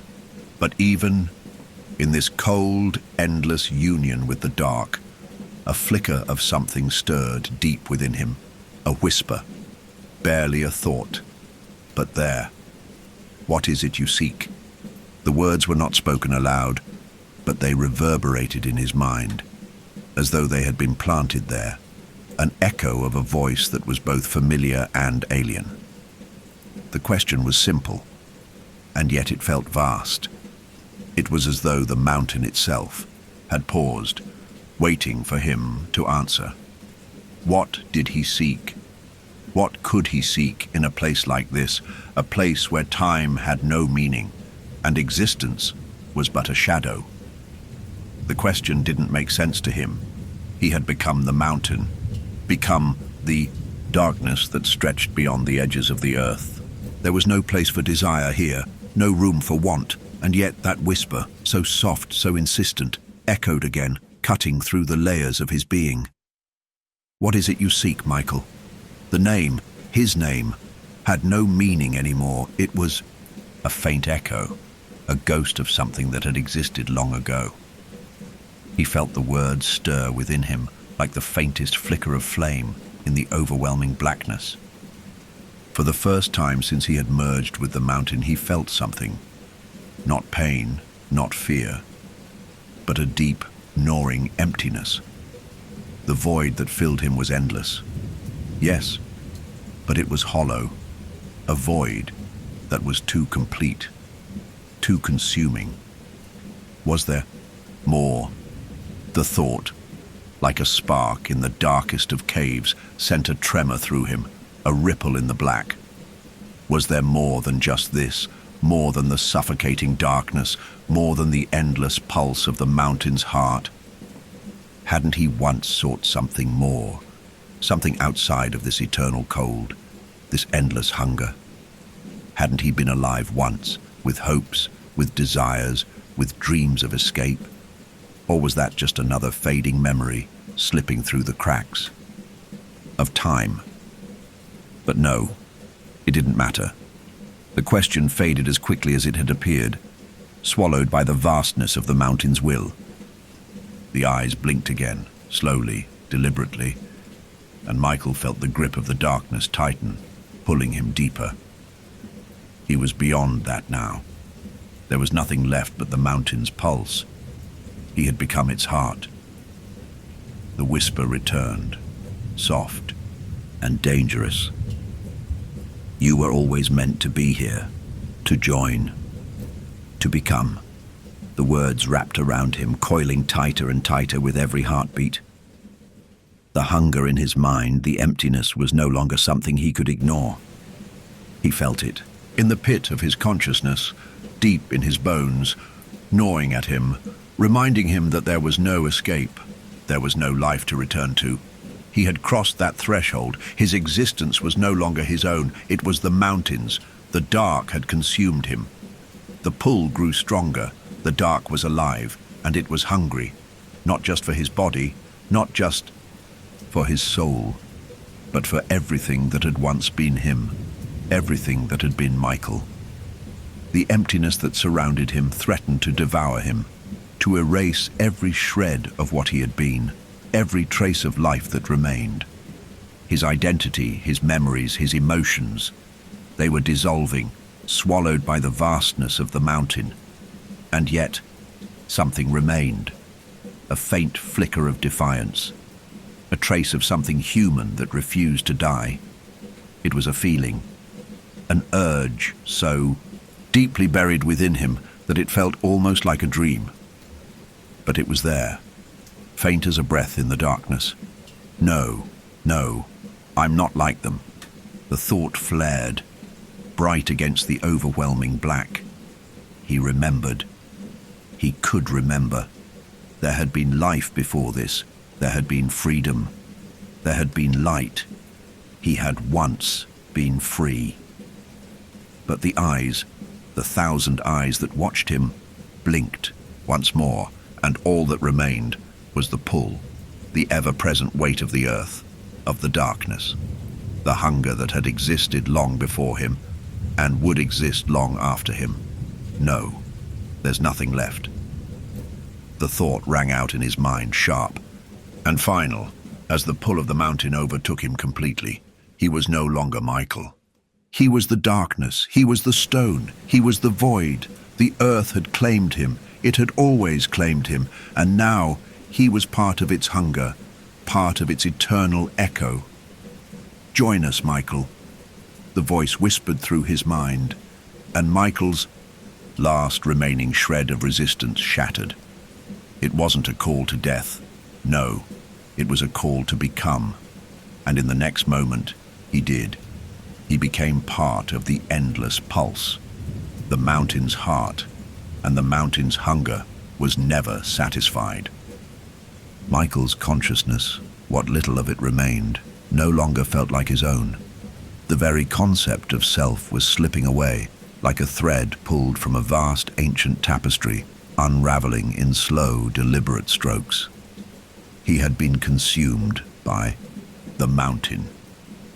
The weight of the earth pressed down on him with the crushing force of inevitability. He could feel it inside of him now, the mountain, as though it had always been a part of him, always been waiting for him to surrender. The hunger, the pulse, the never-ending pull of darkness was not just external, it was internal too. It had seeped into his marrow, become his blood, his breath, his very thoughts. There was no escape. The eyes, those sickly yellow orbs, filled the void again, blinking one after the other, their light flickering in the vastness of the space that had once been the tunnel. They no longer hovered at a distance. No. They were inside him now, swirling through his mind, deeper than any physical gaze could penetrate. His thoughts, his essence, were an open door for them. He had become a part of their existence, a fragment of the eternal hunger that had always existed within the mountain. But even in the suffocating darkness, even as the cold tendrils of the mountain's will wrapped tighter around his soul, there was a flicker, a painful, desperate flicker of awareness, a realization that came crashing through the blackness like a wave, drowning him in its tide. This wasn't just an end, it was a transformation. Before he had fallen completely into the darkness, before the eyes had swallowed him whole, he had been Michael, an individual, separate from everything. A man who had once walked in the sunlight, who had breathed in the air of the living. Now, however, that man was gone. He was no longer an individual. He had become a part of something larger, a force that was ancient beyond comprehension, a force that stretched through the veins of the earth, that pulsed with the rhythm of time itself. He was no longer a man. He was a memory, a faint echo in the deep, endless blackness. The mountain had taken him, and now it would never release him. But that thought, that terrible thought, came with a strange, unbearable weight. It had never intended to. It had always known what he would become. The hunger shifted. It expanded. Michael could feel it now. The presence of those who had been here before him. The shadows of countless souls who had merged with the stone, who had become part of the mountain long ago. They were here too, trapped, lost, and yet somehow still watching. The weight of their collective despair pressed against him like an invisible storm, swirling around his consciousness. He tried to call out, to scream, but no sound escaped. There was no voice left within him. His body was no longer his to command. He was a part of the mountain, as much a part of it as the stone walls that surrounded him. The darkness had swallowed him so completely that there was no place for the human him to exist. All that remained were the eyes, the presence, the pulse. But even as he was drawn deeper into the mountain's cold embrace, there was a strange awareness. Something else, something ancient, stirred within the deepest parts of him. The mountain's hunger had always been patient. It had waited for him, watched him, drawn him to it. But now that he had been absorbed into its endless depths, He could feel something else, something darker and more ancient, stirring beneath the surface. It was not just the mountain's will. It was something beyond it. Something that had been imprisoned in the depths of the earth for eternity. And now, it was waking. The eyes blinked again, one after another, and Michael's sense of awareness fractured even further. It wasn't just the darkness around him. That was alive. It wasn't just the mountain that had claimed him. There was something else. Something hidden beneath layers of ancient stone, deep within the heart of the mountain. He could feel it now. The earth beneath him trembled. Not from the weight of the mountain itself, but from something else. He could feel it rising, stretching out from the deepest crevices of the world, pulling him down into a deeper abyss. A cavern far darker, far more terrible than anything he had known. And then the vision came. It was not a vision in the traditional sense. There were no shapes, no forms, no colors. There was only sensation. A deep, shuddering sense of being pulled through time, through eternity, as though the very fabric of existence were bending around him, folding in on itself like a torn piece of paper. It was a feeling of being everywhere and nowhere at once. His awareness stretched into the deepest corners of the earth. He felt the bones of the mountain, the pulse of ancient forces trapped in the rock. He could feel the thing below, the thing that had always been buried, waiting. It was the hunger. The true hunger. The earth had always been alive, but beneath its surface there was something far older than the stone itself, something far more powerful. It had been buried, hidden away in the deepest part of the world, a force so ancient that it defied time. And now it was waking. Michael's sense of self, of who he had been, slipped away entirely, like water draining from a broken vessel. He was no longer Michael. He was no longer anything. He was part of the hunger, part of the earth, part of the dark, ancient thing beneath the world. The one that had always been waiting, and it knew him. It had always known him. His thoughts were no longer his own. They had become part of the thing beneath, part of the hunger that had driven everything to this moment. He felt it within him. The pull, the thirst. The earth was shaking now, the stone around him trembling in rhythm with the awakening force. Below. It was as though the very ground beneath him had heard his thoughts, as though the mountain itself had felt him stir, and it welcomed him. The dark pulse of the mountain quickened, the rhythm of the earth's heartbeat now beating in his chest. It was no longer a question of whether he had become one with the mountain. He had always been one with it. The eyes, the hunger, the pulse, it was all the same.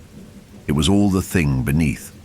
The thing that had waited for him to surrender would be the thing that had always been there, and now he was part of it. The eyes blinked once more, their gaze piercing through him, into him, beyond him. They were not just watching anymore. They were waiting, and the hunger would never cease. It would never stop. It had begun with him, but it would never end. Time had long since lost its meaning. The concept of before and after had become irrelevant, washed away in the currents of the infinite dark. The mountain had claimed him completely. Michael, his name, his life, his very existence, was now just a whisper in the stone, a memory fading into the walls, lost in the hollow expanse of the earth. He was no longer part of the world he had once known. There was no sky, no sun, no horizon. There was only the pulse, the rhythmic beat of the mountain's heart, thumping beneath him, around him, through him.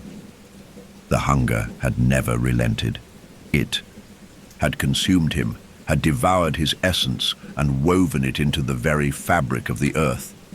He was the mountain now, just as the mountain was him. There was no distinction anymore.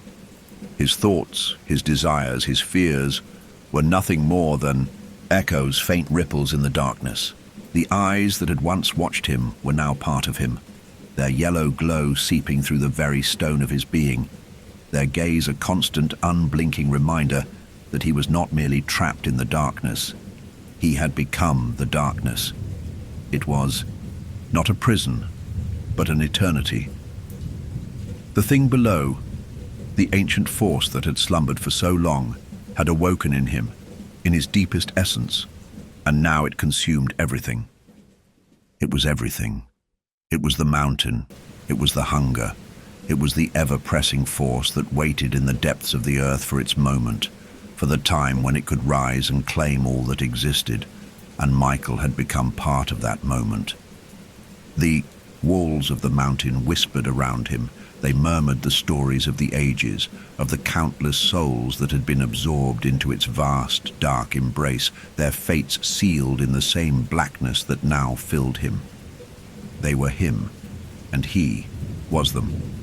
But even in the weight of the darkness, there was a strange, almost unbearable stillness, a silence deeper than the deepest cave. It was the kind of silence that wasn't just the absence of sound, but the absence of everything.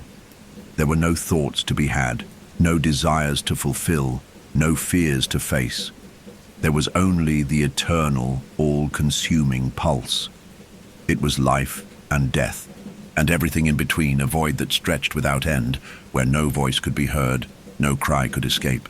A place where time was irrelevant, and existence itself was a shadow. Yet still, something remained. A fragment, a trace of something that had once been Michael. Though it was small, it flickered in the corners of his mind like a dying ember, fighting against the crushing weight of the mountain. It was the faintest whisper of resistance, the last gasp of an individual who had been lost long ago, buried beneath centuries of stone and darkness. And in that fading fragment, Michael could hear a voice, not his own. "Help me," it whispered. The words were faint, distant, a desperate cry carried from the farthest recesses of the mountain. It was a voice he knew. He recognized it, but he couldn't place it. It was an echo of his own humanity, a final thread tying him to the life he had left behind. It wasn't him who had spoken the words, but someone else. Someone who had been trapped in the mountain long before he had ever arrived. It was the voice of another soul, another lost fragment of the mountain, another piece of the hunger that had consumed him. The words tugged at him. They clawed at the small, flickering spark of resistance that remained, the last vestige of his human self. "Help me." The thought echoed through the infinite void, reverberating in the corners of his fractured mind.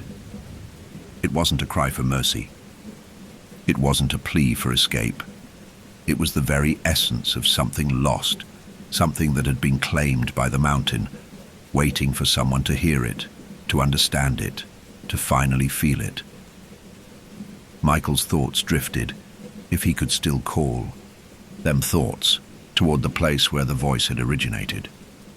It was like a dim light in the distance, so far away that it felt more like a dream than a reality. He wanted to reach for it, wanted to understand it, to help it. But the pull of the mountain was stronger, the dark heartbeat, the hunger. It was an all-consuming force, pushing everything else out, devouring it with the relentless rhythm of the earth's pulse. The voices, the eyes, were all the same now. They had become one. There was no distinction between the lost souls, the ones who had come before him, and the ones who would come after. They were all part of the hunger now. There was no escape. There was only the mountain, and the mountain was endless. The cry for help grew fainter, swallowed by the hunger, swallowed by the void that had become his world. Michael could feel it, the final death of that last fragment of resistance within him. It was dying, fading into the abyss of time and stone, swallowed by the very force that had shaped the world around him. The finality of it filled him, the acceptance of his fate. He was part of the mountain. He was part of the hunger. He was nothing but the pulse now, just a single note in the endless song of the earth. And yet, even as the last trace of his humanity slipped away, something shifted in the distance. A sound. Faint, barely perceptible. The faintest scrape of something against stone, the rustling of movement in the depths of the dark. The sound was a whisper, a call, a shadow of something else. And deep within the abyss, Michael felt it, a flicker of recognition, a trace of a memory that had once been buried so deep he had almost forgotten it. It was a flicker of freedom, of something alive. But then the darkness closed in again, pressing down, suffocating the thought before it could bloom into anything more. The mountain had claimed him. The hunger would never cease. There was no escape. There would never be an end. The void, the silence, the hunger, it would last forever. And Michael, forever lost within it, would never find his way out. You're deep into the story now, and the horrors are only escalating. If you're still with us, don't forget to like and subscribe. Tell us where you're listening from in the comments. Who else is staying up late to face this nightmare? Settle in. The terror continues. Story 2. The night was quiet, too quiet for Sarah's liking. The low hum of the fluorescent lights above her head provided the only sound as she moved down the sterile corridor of the small-town hospital. The air was heavy, cool, and smelled faintly of antiseptic, a scent that Sarah had grown used to over the years. She knew every hallway, every door, every room of this old building. But tonight, there was something different, something unsettling about the stillness that made the hairs on the back of her neck stand up. It was just past midnight. The majority of the staff was either in their small break room or scattered across the hospital, dealing with the occasional late-night patient or emergency. Sarah had been working the night shift for over 5 years now, and the hospital was usually quieter during these hours. It was during the nighttime when the building felt like it was waiting for something or someone. As a nurse on the graveyard shift, Sarah had become accustomed to the silence. She moved from room to room, checking on patients, adjusting IV drips, and making notes on her chart. There were a few scattered patients, most of them elderly, many of them asleep. There was the soft sound of their breathing, the rhythmic beeping of heart monitors, and the occasional rustle of a hospital gown. But none of this disturbed her. She was used to it. She had just finished her rounds on the second floor, checking in on Mr. Dalton, a man recovering from heart surgery, when she noticed it. Room 204. She hadn't meant to glance at it, but when she passed the door, she couldn't help herself. There, through the small crack in the open door, was a figure. The faint outline of a person sitting on the edge of the bed, their back to her. She froze, her footsteps faltering. It was unusual to see someone up and about at this hour, especially with the majority of patients sedated or resting. Sarah hesitated for a moment. Was it a new patient? Perhaps someone had been moved from the ER. A confused elderly person, perhaps. It wasn't uncommon for some patients to wander in their delirium or after waking up from anesthesia. But as she stood there in the hallway, the figure didn't move. It's probably nothing, she thought, stepping forward and pushing the door open slightly more. Her breath caught in her throat as she stepped inside. The room was dim, the only light coming from the hallway outside, and the small bedside lamp that gave off a soft, warm glow. The figure sitting at the edge of the bed was an elderly man dressed in a faded hospital gown. His hands were resting, gently on his knees, his shoulders hunched forward slightly as if lost in thought. Another confused patient, she reasoned. Maybe he had gotten out of bed without realizing it. "Excuse me, sir," she called gently, stepping into the room, her voice soft yet firm. "Can I help you? Are you all right?" There was no immediate response. The man didn't even seem to acknowledge her presence. His face was turned slightly to the side, and Sarah couldn't help but notice how eerily still he was, his back rigid, as though frozen in time. "Sir," she repeated, moving a little closer. She reached out toward his shoulder, prepared to gently guide him back into bed if he needed assistance. But as her hand neared his shoulder, she hesitated. There was something off about the whole scene, something unsettling. It wasn't just that the man was sitting still. It was the air in the room, cold, almost unnatural for a space like this. Her skin prickled as if the temperature had dropped by several degrees in an instant. She pulled her hand back, and for a split second she thought she saw him shift. Just the smallest movement, a flutter of his fingers on his lap.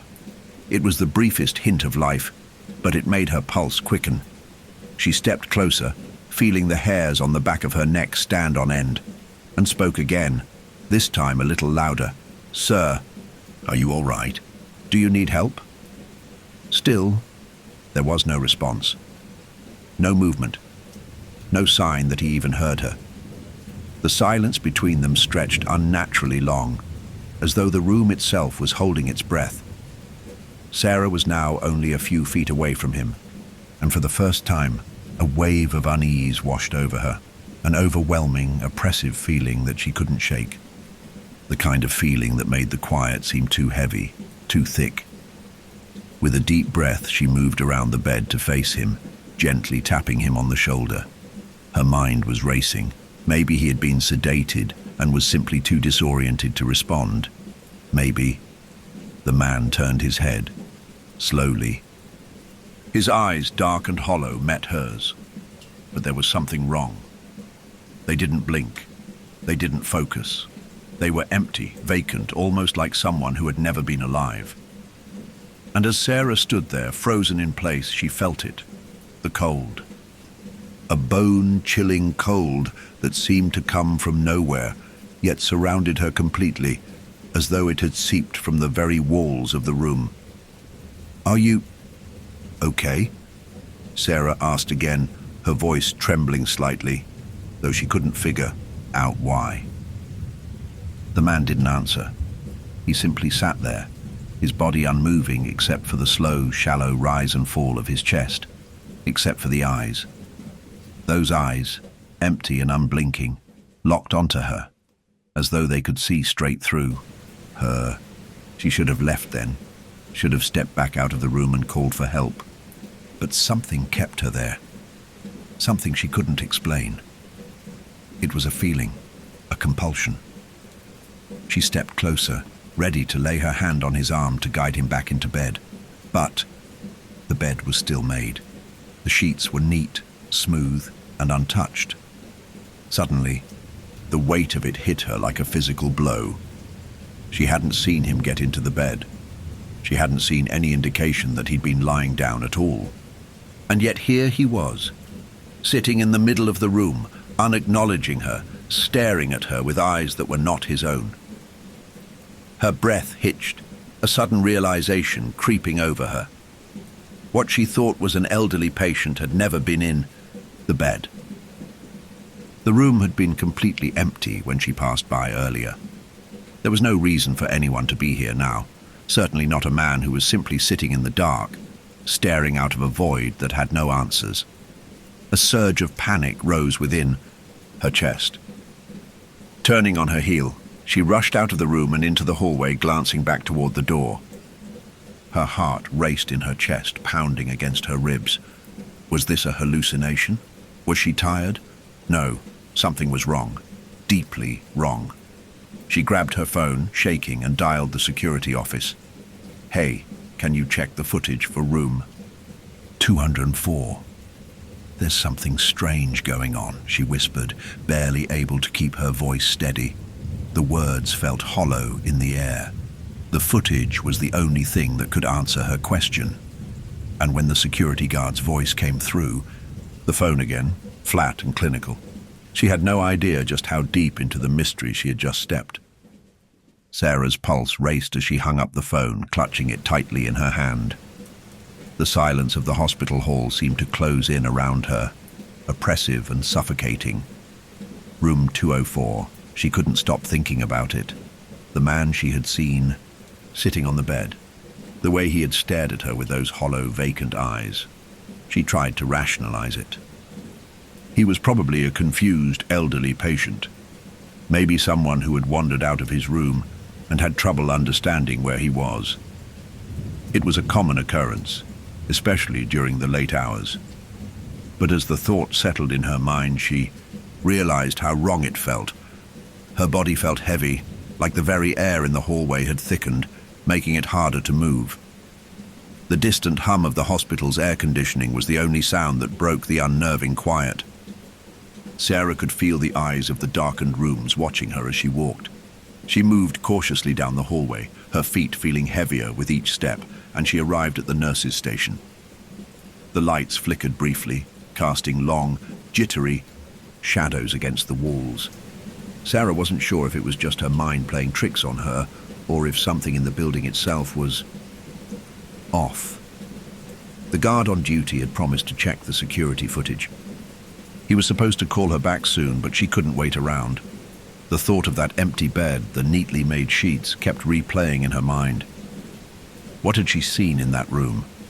She pulled up a chair behind the station, trying to focus on her charting, but her mind kept drifting back to room 204. She couldn't shake the feeling that the figure sitting there was not a patient. He hadn't acted like one. Something in the air had shifted as soon as she stepped into the room, and it lingered with her, wrapping itself around her thoughts like a fog she couldn't push away. Her phone buzzed, pulling her out of her spiraling thoughts. Security here. I've got the footage from 204. Sarah's hand shook as she picked up the phone. What do you see? She asked, her voice barely above a whisper. There was a pause on the other end. The footage is strange. There's no one entering the room. But the motion sensor went off 3 times between 1:50 a.m. and 2:10 a.m. We're talking about the same time you mentioned. Her stomach dropped. Her breath caught in her throat as she glanced at the clock on the wall. 2 hours a.m. The time she had seen the man, alive, sitting on the bed. The guard continued, I'm going to send you the clip now. You'll see what I mean. There's no one on the footage, but it keeps triggering. There's no explanation for it. Sarah felt her blood run cold as she opened her phone's messaging app, waiting for the file to download. Her hands trembled as she stared at the screen, watching the video play in real time. The grainy footage flickered on the small display. At first, all was still. Room 204 empty, the bed neatly made. The camera was angled just right to capture the corner of the room and the bed clearly. Sarah's heart raced as she saw the timestamp at the bottom of the screen. It was 1:50 a.m., almost exactly when she had entered the room. Then the screen jolted slightly, a brief flicker of motion. For a split second, Sarah thought she saw a shadow pass across the bed, but the footage quickly resumed its stillness. There was nothing on the bed, nothing but the empty sheets. Then it happened again. A quick flash, a blur of motion but no person. The sheets remained perfectly in place. The bed was untouched, but the motion sensor had detected something. The third time was the most unnerving. The screen shifted again, just for a fraction of a second, as if someone had moved, but no one was visible. The time read exactly 2:00 a.m., the exact moment Sarah had seen the figure, sitting, unmoving on the bed. Her heart hammered in her chest as she watched the footage again.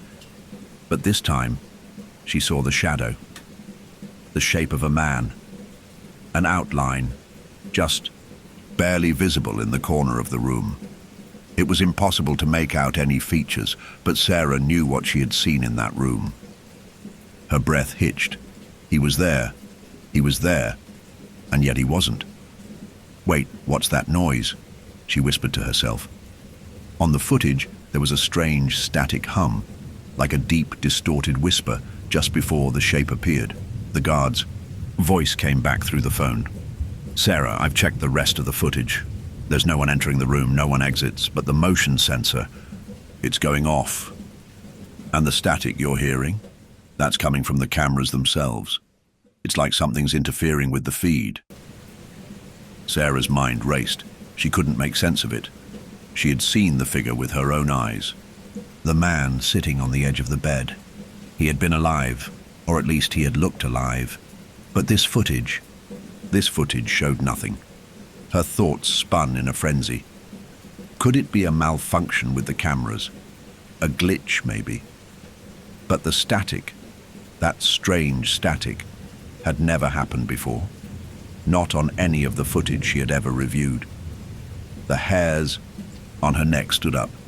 The fear that had only lingered at the edges of her mind now crept forward, engulfing her. The moment she had been waiting for arrived, just as she was about to ask another question. A strange, hesitant voice spoke up. "Sarah." "There's something else," the guard said quietly. "I checked the logs from last night, and the patient who was in room 204, the one who passed, his name was Mr. Jacobson. He died at 2:15 a.m., right around the time you saw that figure." Sarah's throat went dry. Mr. Jacobson, the man who had passed away before she had seen the figure. The connection, the realization sent a chill through her that sank all the way down to her bones. The man she had seen sitting on the bed, he was already dead. It was impossible. It didn't make sense. But as she stared at the video one last time, the truth felt like a weight pressing down on her chest, suffocating her. The figure, the eyes, the coldness, and the motion sensor that wouldn't stop detecting movement, even though there was no one in the room. Sarah's hand trembled as she placed the phone back on the nurse's station counter. The eerie silence of the hospital pressed in on her, suffocating and unnatural. The video had left her with more questions than answers. She had seen the figure. She had felt it. She had stepped into room 204, and for a brief moment the air had turned icy, the very atmosphere in the room shifting as if it had a pulse of its own. But the footage told a different story: an empty room, an untouched bed, and a motion sensor that kept triggering, as if something invisible were moving through the space. But the most unsettling part of all was the timestamp. The exact time she had entered that room, at exactly 2 a.m., the motion sensor picked up activity. Sarah's breath hitched as she replayed that moment in her mind, when she had seen the elderly man sitting on the edge of the bed, his vacant eyes staring into nothing. But according to the footage, he wasn't there. She shook her head, trying to clear the disjointed thoughts swirling in her mind. Was she imagining it? Was it possible she had just been overtired, hallucinating from exhaustion? She had worked long shifts before, but this didn't feel like the usual fog of fatigue. After a few minutes, she forced herself to take a deep breath, trying to regain control. "Focus, Sarah. You're a professional. There's a rational explanation for this. There has to be." Determined to find clarity, Sarah grabbed a fresh chart and began her rounds again. Her steps were automatic as she moved through the sterile corridors, her mind replaying the strange events in room 204. The air in the building seemed colder now, even though the temperature hadn't changed. She paused for a moment at the end of the hallway, glancing toward the door to room 204, now empty of any patient. She found herself walking toward it. Her feet moved of their own accord, and soon she was standing outside the door, staring at the same cold, empty room where the figure had once been. The hallway was quiet, not a single nurse or doctor in sight. Just the faint hum of the lights overhead. She opened the door slowly, her heart racing, unsure of what she was hoping to find. The room was empty, exactly as she had left it. Sarah stepped in, glancing over the space, her eyes scanning for anything that might have been missed. The bed was still made. The sterile sheets stretched perfectly across the mattress, not a wrinkle in sight. There was no sign of anyone having been there recently, no medical equipment out of place, no personal effects. Just the cold, impersonal, clinical atmosphere of an unoccupied room. Her eyes fell to the corner of the room where she had seen the figure sitting. The chair beside the bed was still in its usual spot, pushed neatly into the corner.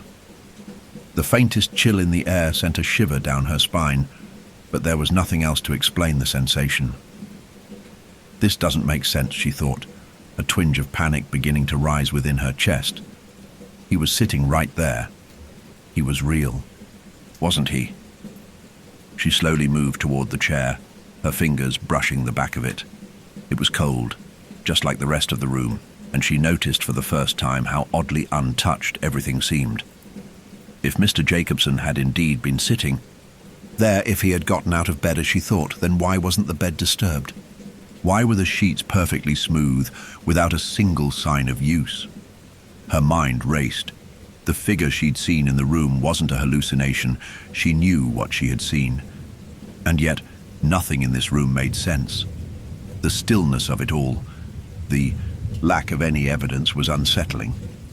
She wasn't sure what she was hoping for, but she needed something, some clue, some sign that she hadn't imagined it. Then, in the stillness of the room, Sarah thought she heard it. A sound, a whisper, barely perceptible, coming from behind her. It was so soft she wasn't sure at first if it was just her imagination. She froze, her breath catching. It came again, louder this time. It was a faint rustling, a low murmur that sounded like an old broken voice, speaking words she couldn't make out.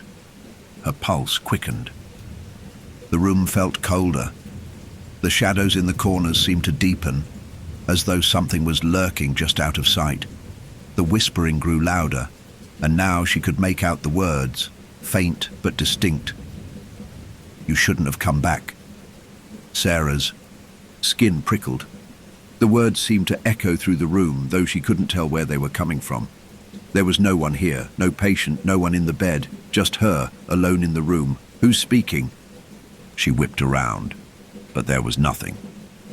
The room was as empty as it had been before, save for the chair and the bed. Her breathing grew shallow as she stepped back, ready to leave, ready to get out of the room and call someone, anyone, to help make sense of it all. But before she could take another step, she noticed something in the corner of the bed. Something small, hidden beneath the neatly folded sheets. Her eyes narrowed as she walked over, carefully lifting the edge of the blanket. A hospital gown. It was tucked beneath the sheets, as if someone had carefully placed it there. It was the same gown that Mr. Jacobson had been wearing when she had seen him earlier, just moments before. Her heart pounded in her chest as she reached down, her fingers brushing the fabric. The gown was cold. She pulled it out, unfolding it. It was stained with something dark, almost black. Blood. The room seemed to grow colder, the walls pressing in tighter around her as the weight of realization sank in. She staggered back, her mind racing to make sense of what was happening. The gown, it's from the patient who died. How did it end up here? Her thoughts crashed together in a jumbled mess as the whispering came again, louder now, more insistent. He never left. He's still here. The words hit her like a punch to the gut, and she nearly dropped the gown. The bloodstains on the fabric felt wrong, out of place, as if they belonged to a time before, a time when the man had still been alive. But that couldn't be. He had died.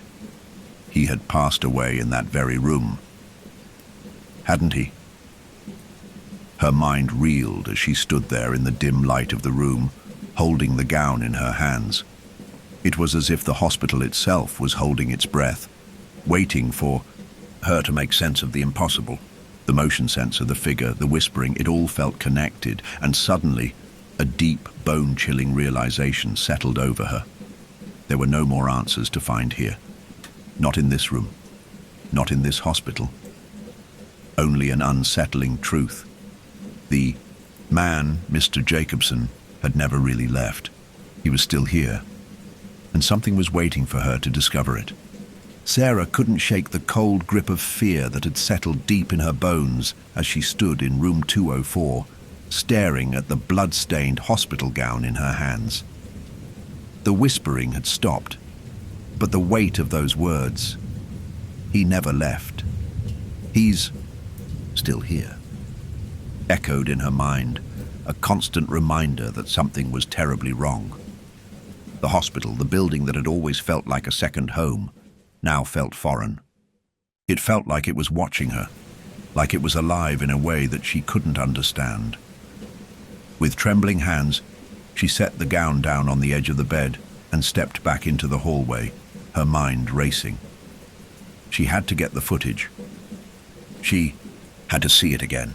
Maybe, just maybe, it would provide an answer. It was the only lead she had.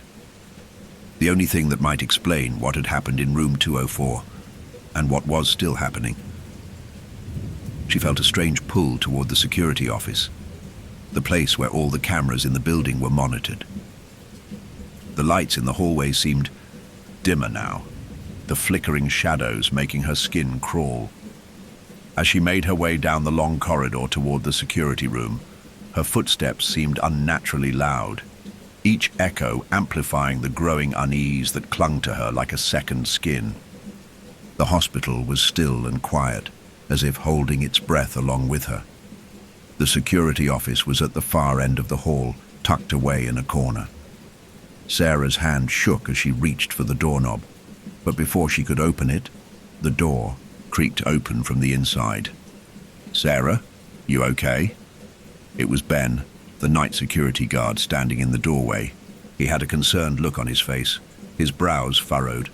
She nodded quickly, her mind still swirling with the strange events of the night. I need to see the footage from room 204 again. There's something you need to see." Ben stepped aside, allowing her to enter. The room was dimly lit by the glow of several computer screens, and the low hum of machines filled the air. A bank of security monitors lined one wall, showing live feeds of different areas of the hospital. The small, cluttered room felt tight and oppressive, but it was the only place she could get answers now. "Here," Ben said, motioning toward the desk where a video feed was already pulled up on the screen. He clicked a few buttons, rewinding the footage from the time she had seen the figure in room 204. "Watch this," Ben said, his voice steady but with a hint of uncertainty. "I don't know what's going on, but this is strange." Sarah's heart pounded in her chest as she watched the footage begin to play. She saw herself, just as she remembered, entering room 204 at exactly 1:50 a.m. She saw her own figure in the doorway, stepping into the room with a clipboard in hand, checking on her patient. For the first few minutes, everything seemed normal. The camera captured her moving around the room, adjusting the bed, checking the charts. There was nothing out of the ordinary, nothing to suggest anything was wrong. But then, just as Sarah had seen, the figure appeared. It was faint at first, a flicker of motion like a shadow in the corner of the room. The camera didn't catch much detail, but Sarah knew exactly what she was seeing.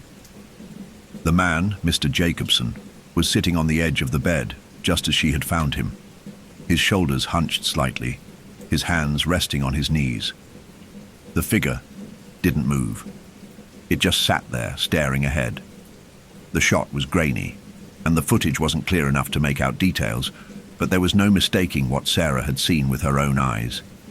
And then, as Sarah watched, her stomach twisted. The figure was gone. The footage played out in real time. The camera didn't catch anyone entering or leaving the room. It was as if the man had simply disappeared, vanishing from existence. The bed was still made. The room was empty again. But there was more. Ben leaned in, his voice low. "Look at this." He pointed to a moment in the footage when the motion sensor triggered again, even though the room was still empty. The timestamp showed 2 hours a.m.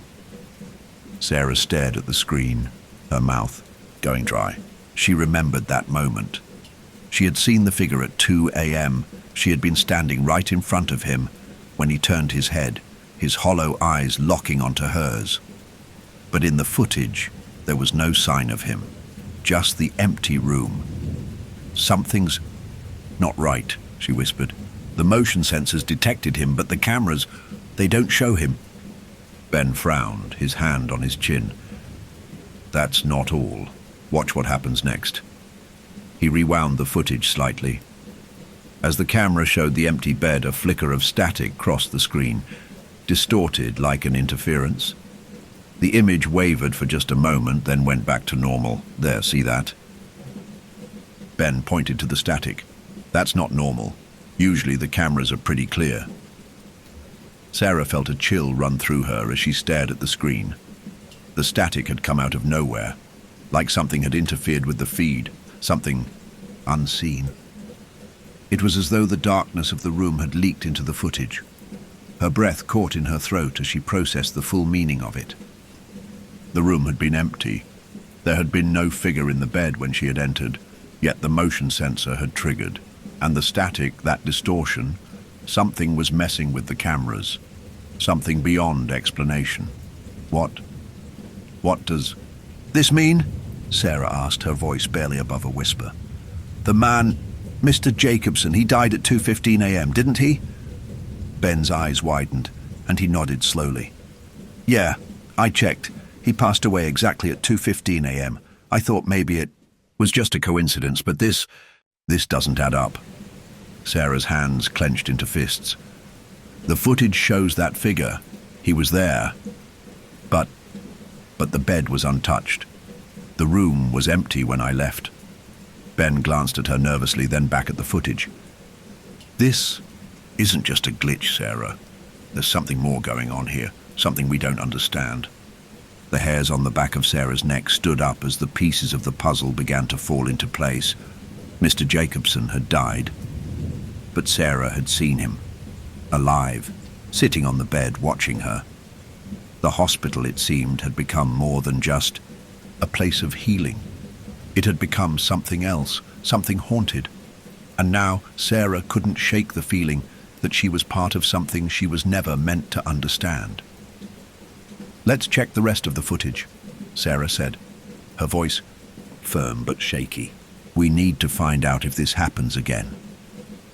Ben nodded, but as he clicked the buttons to bring up the next set of footage, Sarah couldn't help but feel that something else, something far darker, was lurking in the shadows of the hospital, and it was waiting for them to discover it. The flickering static on the security footage continued to play in Sarah's mind long after Ben had closed the file. He had been kind enough to help her review the footage, but it didn't offer any answers. There were more static blurs, more flashes of motion that didn't match up with the empty room.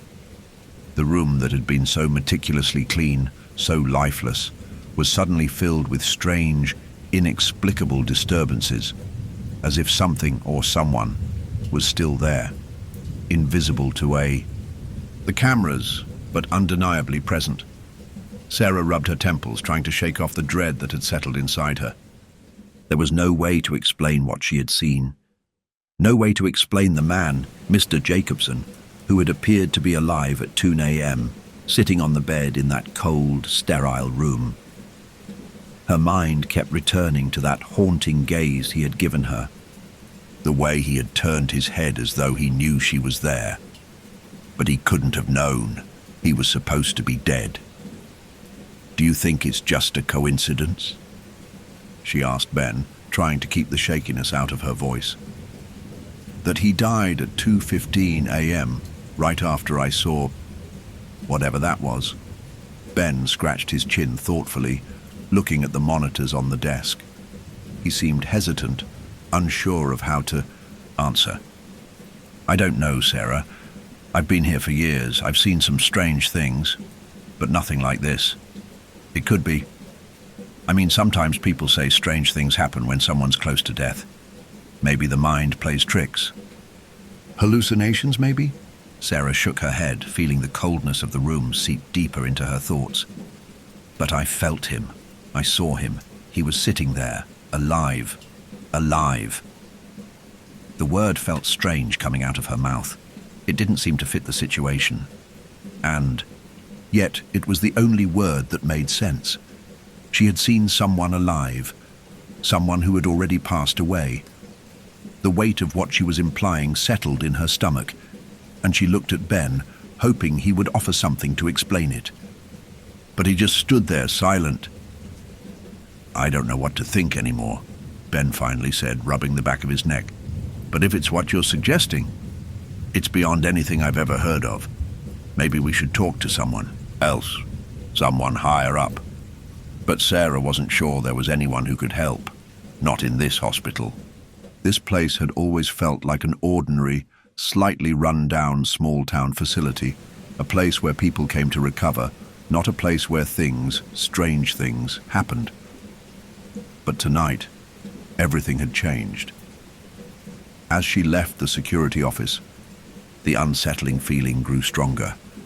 Her footsteps echoed down the hallway, the walls seeming to close in on her, the lights overhead flickering again.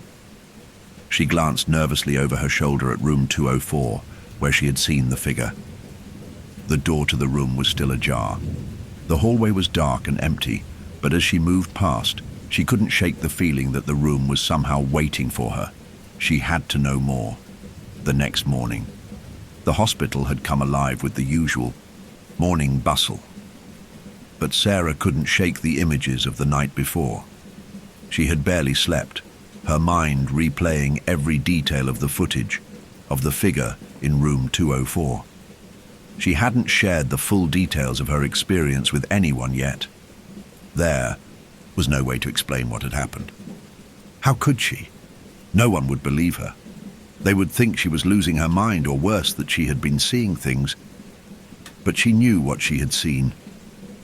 Her feet moved almost on their own as she made her way to the nurses' station, where the morning shift staff was already starting to check in for their shifts. It was routine, a few quick updates on patients. Everything was normal, or it should have been. Sarah's eyes wandered toward room 204. The door was now shut, the light over the doorway flickering slightly. She felt a compulsion to walk over, to open the door and look inside one more time, to see if something had changed. Before she could stop herself, she was at the door, her hand hovering over the handle. But as her fingers brushed against it, something stopped her. The sound of voices behind her drew her attention away from the door. She turned to see another nurse approaching, carrying a stack of charts. "Sarah," the nurse said, "have you heard about Mr. Jacobson?" Her heart skipped a beat. She swallowed, trying to keep her voice steady. "What about him?" The nurse lowered her voice and glanced around, making sure no one else was nearby. "He passed away last night. But you know what's strange? They're saying he passed at exactly 2:15 a.m. And I just found out they've been calling it natural causes. But that doesn't seem right. He had been in and out of consciousness for days." A chill ran through Sarah as she stared at the nurse. "What are you talking about?" The nurse leaned in closer. "You're not going to believe this, but last night, before Mr. Jacobson passed, there were strange reports. Several patients in the ward heard someone talking to him, and they said he was speaking to someone who wasn't there. He was talking about waiting and seeing them." Sarah's pulse quickened. "Who was he talking to?" The nurse shrugged. "Nobody knows. There's no record of anyone visiting him. But it was right before he passed. The doctors thought it was just confusion. But I don't know." It took all of Sarah's willpower to stop herself from running back to the security office, back to the footage, back to the evidence she had just begun to comprehend. Mr. Jacobson had been talking to someone. The same someone she had seen sitting in the bed. The man who had been alive, yet dead at the same time. Could it be? The whispering had come again. The quiet murmur in the hallways, the voice she had heard on the footage. It all clicked into place. Mr. Jacobson had passed away at 2:15 a.m., the same moment she had seen the figure in his room. Her breath caught in her throat as the horrifying realization sank in. The figure wasn't just a confused patient. It was a spirit. An echo of someone who had already died. And it had been waiting for her, waiting for someone to see it. The room, room 204, was not just a room. It was a place where the boundaries between life and death had blurred, and Sarah had unknowingly stepped into it, unknowingly crossed over the threshold of the living and the dead. But now, she couldn't leave. Not until she understood what was happening in this place, what had happened to Mr. Jacobson, and why the boundary between worlds was so thin in room 204. The weight of the realization sank heavily into Sarah's chest as she stood frozen in the hallway. The thought of the figure in room 204 being something more than a confused patient was almost too much to process, but there was no denying it. Now, the evidence, the whispers, the motion sensors, the footage, all pointed to something far beyond the realm of the ordinary. The room wasn't just haunted by a memory. It was a place where the boundaries between life and death were thin. And whatever had happened to Mr. Jacobson, it had left a mark on the hospital, on this room. Sarah could feel the unease building, knotting in her stomach. She had to know more. She had to investigate further. There was no other option. But where? Could she even begin? She knew the next step had to be asking questions, difficult questions that might lead to answers she wasn't ready to hear. The nursing staff had been gossiping, but no one seemed to have any concrete information.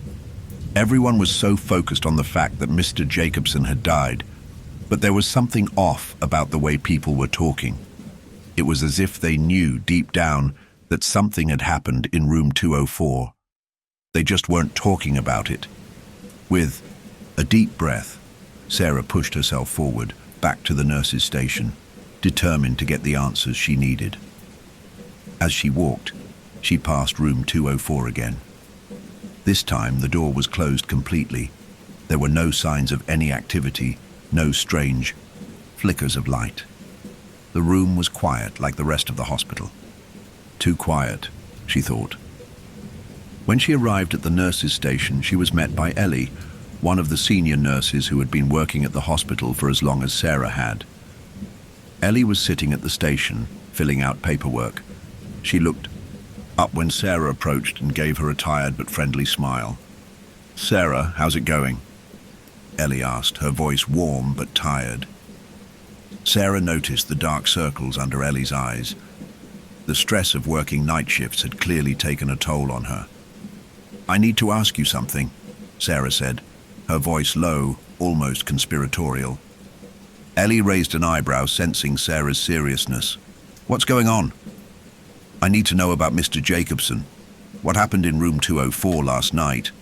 There's something I need to understand," Sarah said, her voice dropping even lower as if to keep the conversation from prying ears. She could feel her heartbeat quicken as the weight of her question pressed down on her. Ellie hesitated for a moment, glancing around the nurse's station as if making sure no one else was listening.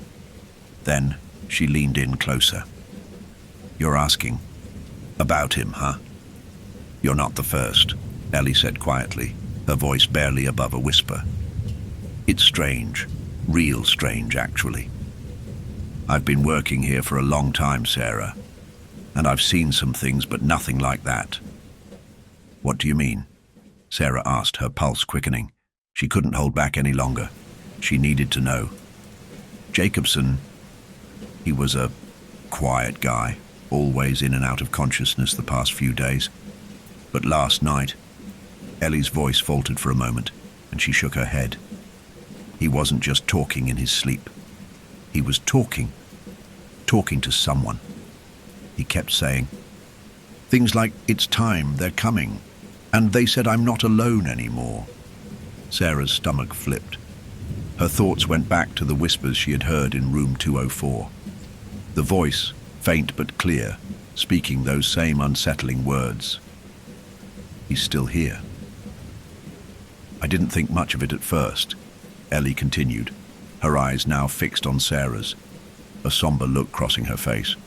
"But when he passed at 2:15 a.m., something felt off. I've been working here long enough to know when something feels wrong. And last night felt like something shifted in the air." Sarah felt the weight of her words settle in. She wasn't imagining it. The whispers in the room weren't a figment of her mind. Something or someone had been with Mr. Jacobson. "Do you know who he was talking to?" Sarah asked, her voice almost a whisper. Ellie shook her head. "No one was in the room with him, just us, the nurses, and a few other patients, no visitors, but there's one thing I never mentioned to anyone before." Sarah leaned in closer. "What is it?" Ellie glanced around again, her face pale. "A few weeks ago, Jacobson kept saying that he wasn't scared. He said he'd seen it before, that it was all part of the plan. I didn't know what he meant at the time. But now," she trailed off, looking down at the counter. "Now, I think I understand. I think Mr. Jacobson was waiting for something that was coming for him." Sarah felt a shiver run down her spine. She could feel the darkness of the room again, pressing in on her thoughts. Waiting. That word echoed in her mind. Waiting for what? For whom? Before Sarah could speak, Ellie leaned back, shaking her head, as if she was trying to push away the thought. "I've seen a lot of patients pass away, but Jacobson, he was different. He kept saying, 'They come when it's time. I'll be with them soon.'" Sarah felt the dread bubble up again, rising in her chest. She thought of the footage. Again. The figure that had been sitting there, in that room while she watched. Suddenly, a realization hit her like a lightning bolt. What if Mr. Jacobson hadn't been the only one? "Ellie," Sarah began slowly, her voice barely audible. What if Mr. Jacobson wasn't just talking to someone? What if he was waiting for something else? Something not human? Ellie paused, her face paling even more. She nodded slowly, her voice barely a whisper. "I've heard rumors, Sarah. Stories about patients who passed away in this hospital. Stories about them coming back." Sarah stared at her in disbelief. "What do you mean?" Ellie looked around nervously, ensuring no one else was close by, and then leaned forward, her voice barely above a whisper. "I've heard from some of the older staff. They say that sometimes when people die in certain rooms, they leave something behind. It's like they don't leave completely, and sometimes they come back, not as themselves, but as something else." The room seemed to close in around Sarah. Her breath quickened. Something else? Ellie's eyes were wide now, filled with fear. "Yes, like a shadow of themselves, a ghost, I guess, but not a normal one. Something more alive, something that can move, touch, speak, and it comes back, always comes back." Sarah's head spun. Was this what she had seen in room 204? Was Mr. Jacobson's soul still there, trapped in the hospital, waiting for something or someone? What if there were others too? Others who hadn't fully crossed over? Suddenly the room seemed darker. The weight of the hospital, this hospital, felt heavier than ever. It wasn't just a place where people came to heal. It was a place where souls lingered, where the line between life and death blurred, and now Sarah knew she had to go further. She had to uncover the truth. But the more she searched, the more she realized that there was no turning back. The hospital's secret was out there, and it was waiting for her to unravel it. The air in the hospital felt thicker than it ever had before. The strange conversation with Ellie, the unsettling whispers, and the chilling details about Mr. Jacobson had left Sarah on edge. She couldn't escape the feeling that the hospital was holding its breath, waiting for something to happen, waiting for her to uncover something dark and hidden in its walls. The next few hours were a blur. Sarah tried to finish her rounds, but her mind was consumed by the thought of Mr. Jacobson, of his strange words, and the eerie figure that had been sitting in room 204. She couldn't ignore it. The feeling that something was coming back, it gnawed at her, an ever-present undercurrent of dread. She kept returning to room 204, although she tried to avoid it. Every time she passed by, she couldn't shake the feeling that she was being drawn toward it.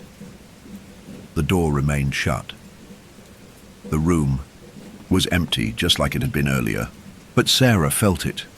The space itself seemed waiting, as if it were holding something in suspense, waiting for the right moment. It was just after midnight when the first sign appeared again. Sarah had just finished checking on a few of the patients in the ward, her footsteps echoing down the dark hallway. The hospital had grown even quieter with each passing hour, the only sound the distant hum of machinery and the occasional soft murmur of a patient in another room. It was then, as she walked past room 204, that she saw it. The door was slightly ajar. She stopped dead in her tracks, her heart skipping a beat. The door had been closed earlier. She was certain of it. But now, it was cracked open just enough to allow a sliver of light from the hallway to spill into the room. And through the crack, she could see something. Or rather, someone. A figure sitting at the edge of the bed. Her breath hitched. There was no mistaking it. It was the same figure, the same elderly man she had seen earlier, Mr. Jacobson. Except this time, something was different. His body was slouched slightly forward, as though he were sitting but not entirely at ease. His hands rested on his knees, but they looked unnaturally still, too still. The shadows cast by the flickering light of the hallway distorted his form, giving him an almost otherworldly presence, as if he were not truly part of the room, but suspended just outside reality. The feeling of cold, the same cold she had felt when she first saw him, washed over her again, gripping her heart with an icy hand. It was as though the air around the room had turned frigid, the chill seeping into her very bones. Sarah hesitated, her hand hovering near the doorknob. She had to know. She had to see what was going on. She couldn't just stand here and pretend. It wasn't happening. She took a deep breath and gently pushed the door open. The moment she entered the room, the temperature seemed to drop even further. The light from the hallway barely illuminated the space, casting long, jagged shadows across the walls. As her eyes adjusted to the dimness, she saw him, Mr. Jacobson, just as she had before, but now he looked different. His face was still pale, his eyes still empty, but there was something unsettlingly calm about him, as if he were waiting for something or someone. Mr. Jacobson? Sarah's voice barely rose above a whisper. Her words felt heavy in the stillness, as though the room itself was absorbing them. She took a cautious step toward him, her heart hammering in her chest. But before she could take another step, he moved. It was subtle, almost imperceptible at first, but his head turned slowly, his gaze locking onto her. For a brief moment, it felt like time had frozen. His eyes, the same dark, vacant eyes she had seen earlier, stared directly into hers. And then the faintest smile tugged at the corner of his lips. The smile wasn't kind. It wasn't a smile of greeting or recognition. It was something else, something unsettling, as though he knew a secret she didn't. And then, as quickly as it had happened, the smile disappeared, replaced by a hollow stare. His head slowly tilted to the side, his gaze never leaving hers. He opened his mouth, but instead of speaking, a low, almost imperceptible sound escaped him. It was a guttural rasp, a whisper too soft to understand. Sarah's blood ran cold. She couldn't make out the words, but she felt them as much as she heard them. The words weren't meant for her. Her instincts screamed at her to leave the room, to run. But she couldn't. She was frozen, her body unwilling to obey the instinct to flee. The room felt like it was pulling her in, like the very air around her was thickening, growing heavier with each passing second. The static, the buzzing in the back of her mind, grew louder. The presence in the room was stronger now. Suddenly, the lights above flickered once more, casting the room into a brief but sharp darkness. For a fraction of a second, Sarah couldn't see anything.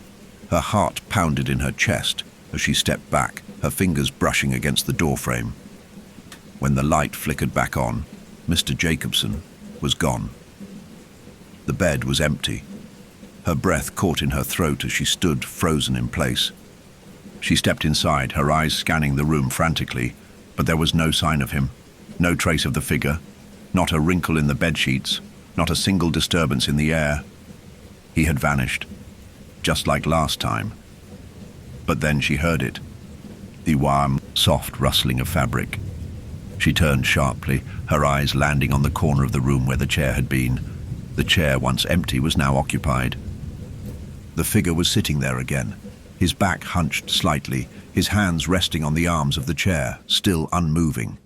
Sarah stumbled backward, her hand reaching out for support against the wall. This wasn't possible. She had seen him vanish. Hadn't she?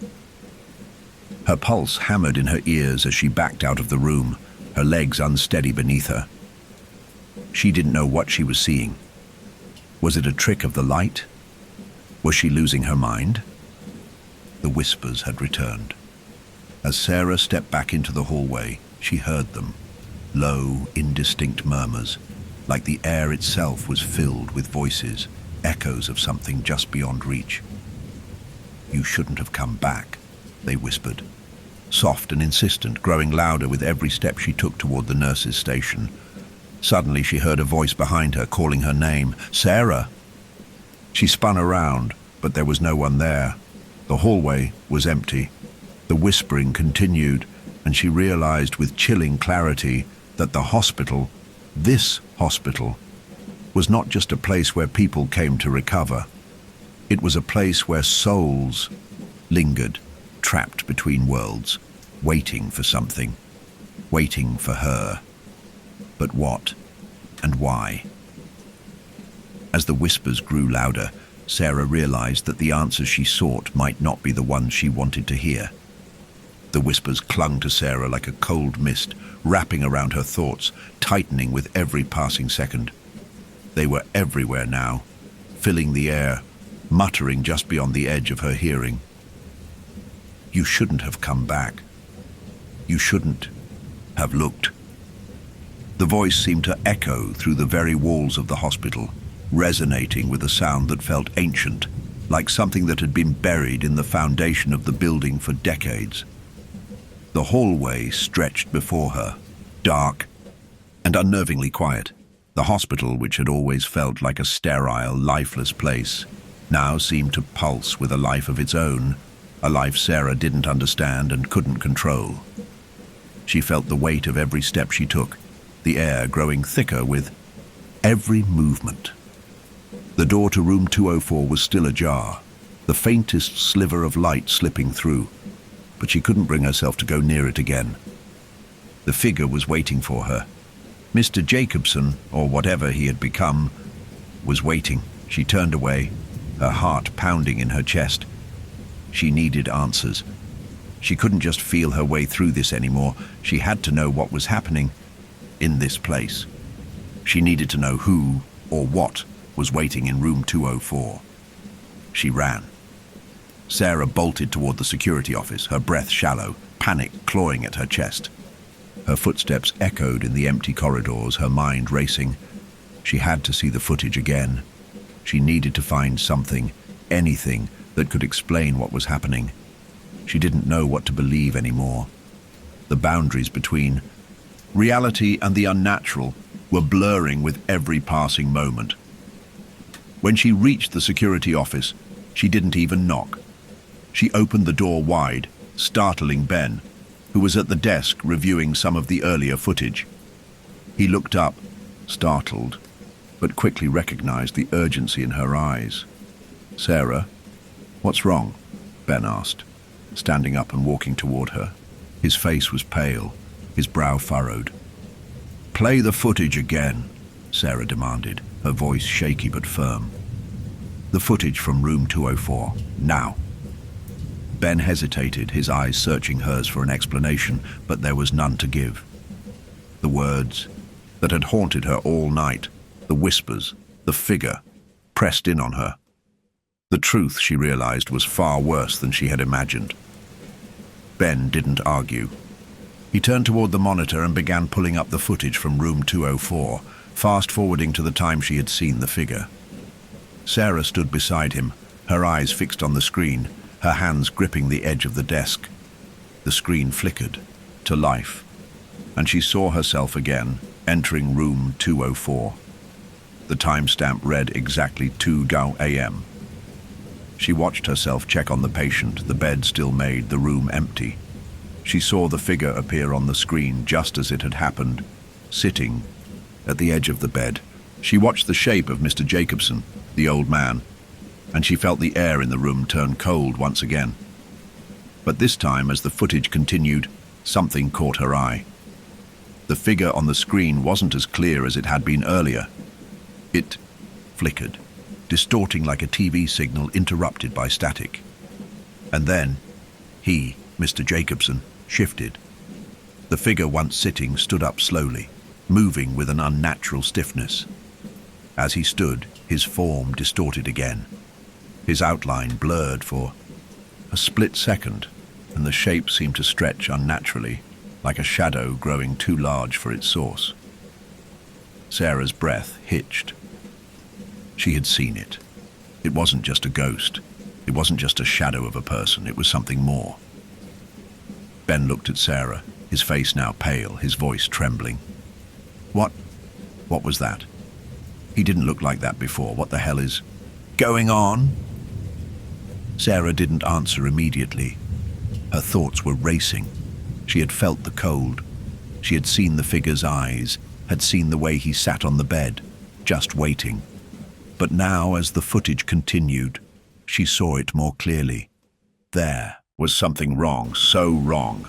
The figure moved toward the window, slowly and deliberately. It moved through the room, its form shifting with each step, as if it couldn't decide whether it was part of the room or a separate entity altogether. And then, in a flash of distortion, the figure vanished. The camera was still running, but the room was empty once again. Sarah felt a cold sweat break out on her forehead. She couldn't believe what she was seeing. The figure, Mr. Jacobson, wasn't just lingering in the room as a ghost. He was something else. Something that didn't belong in the physical world. He was shifting between worlds. Before Sarah could speak, Ben spoke up again, his voice trembling. That wasn't just a ghost. That was something else. I think you were right, Sarah. He wasn't alive, not in the way we understand it. And whatever that was, it's still here, in the building. Sarah stared at the footage, her eyes wide with terror. She felt as if she was seeing a glimpse of something no one was meant to see, a glimpse of the space between the living and T. The dead, a place where the veil was thin and the dead could walk. That's not all, she said softly, her voice cracking. She turned to Ben, her face pale. I heard the whispers again. They've been following me. The voice, it said something. It said, "You shouldn't have come back." Ben's face turned ashen. What does that mean? I don't know, Sarah whispered. But I think whatever Mr. Jacobson was waiting for, it's not finished. It's still here. It wants something. Suddenly, there was a loud bang from the direction of room 204. It echoed through the hallways, a loud, unsettling thud. Both Sarah and Ben jumped, their hearts pounding in their chests. Without saying another word, they rushed toward the source of the noise. Every step felt like a weight, pulling them deeper into the unknown, into a place where the rules of life and death no longer applied. They reached the door to room 204, which was now wide open. Sarah hesitated before stepping inside, but when she did, she froze. The room was empty, completely empty, except for the bed, which was now covered in dark stains. The hospital gown that had been left on the bed earlier was gone, and on the floor, Beneath the window was a note, handwritten, in a shaky, erratic script. "He is waiting for you." A chill ran down Sarah's spine as the words stared back at her. She looked at Ben, but his face was pale, his lips trembling. Before either of them could speak, the room's temperature dropped again, colder than before. The whispering returned, louder now, echoing off the walls. The voice spoke directly into Sarah's mind. "It's time." The door slammed shut behind them, and as the room fell into absolute silence, Sarah realized the horrifying truth. The hospital wasn't a place of healing anymore. It was a place of waiting. And now, it was waiting.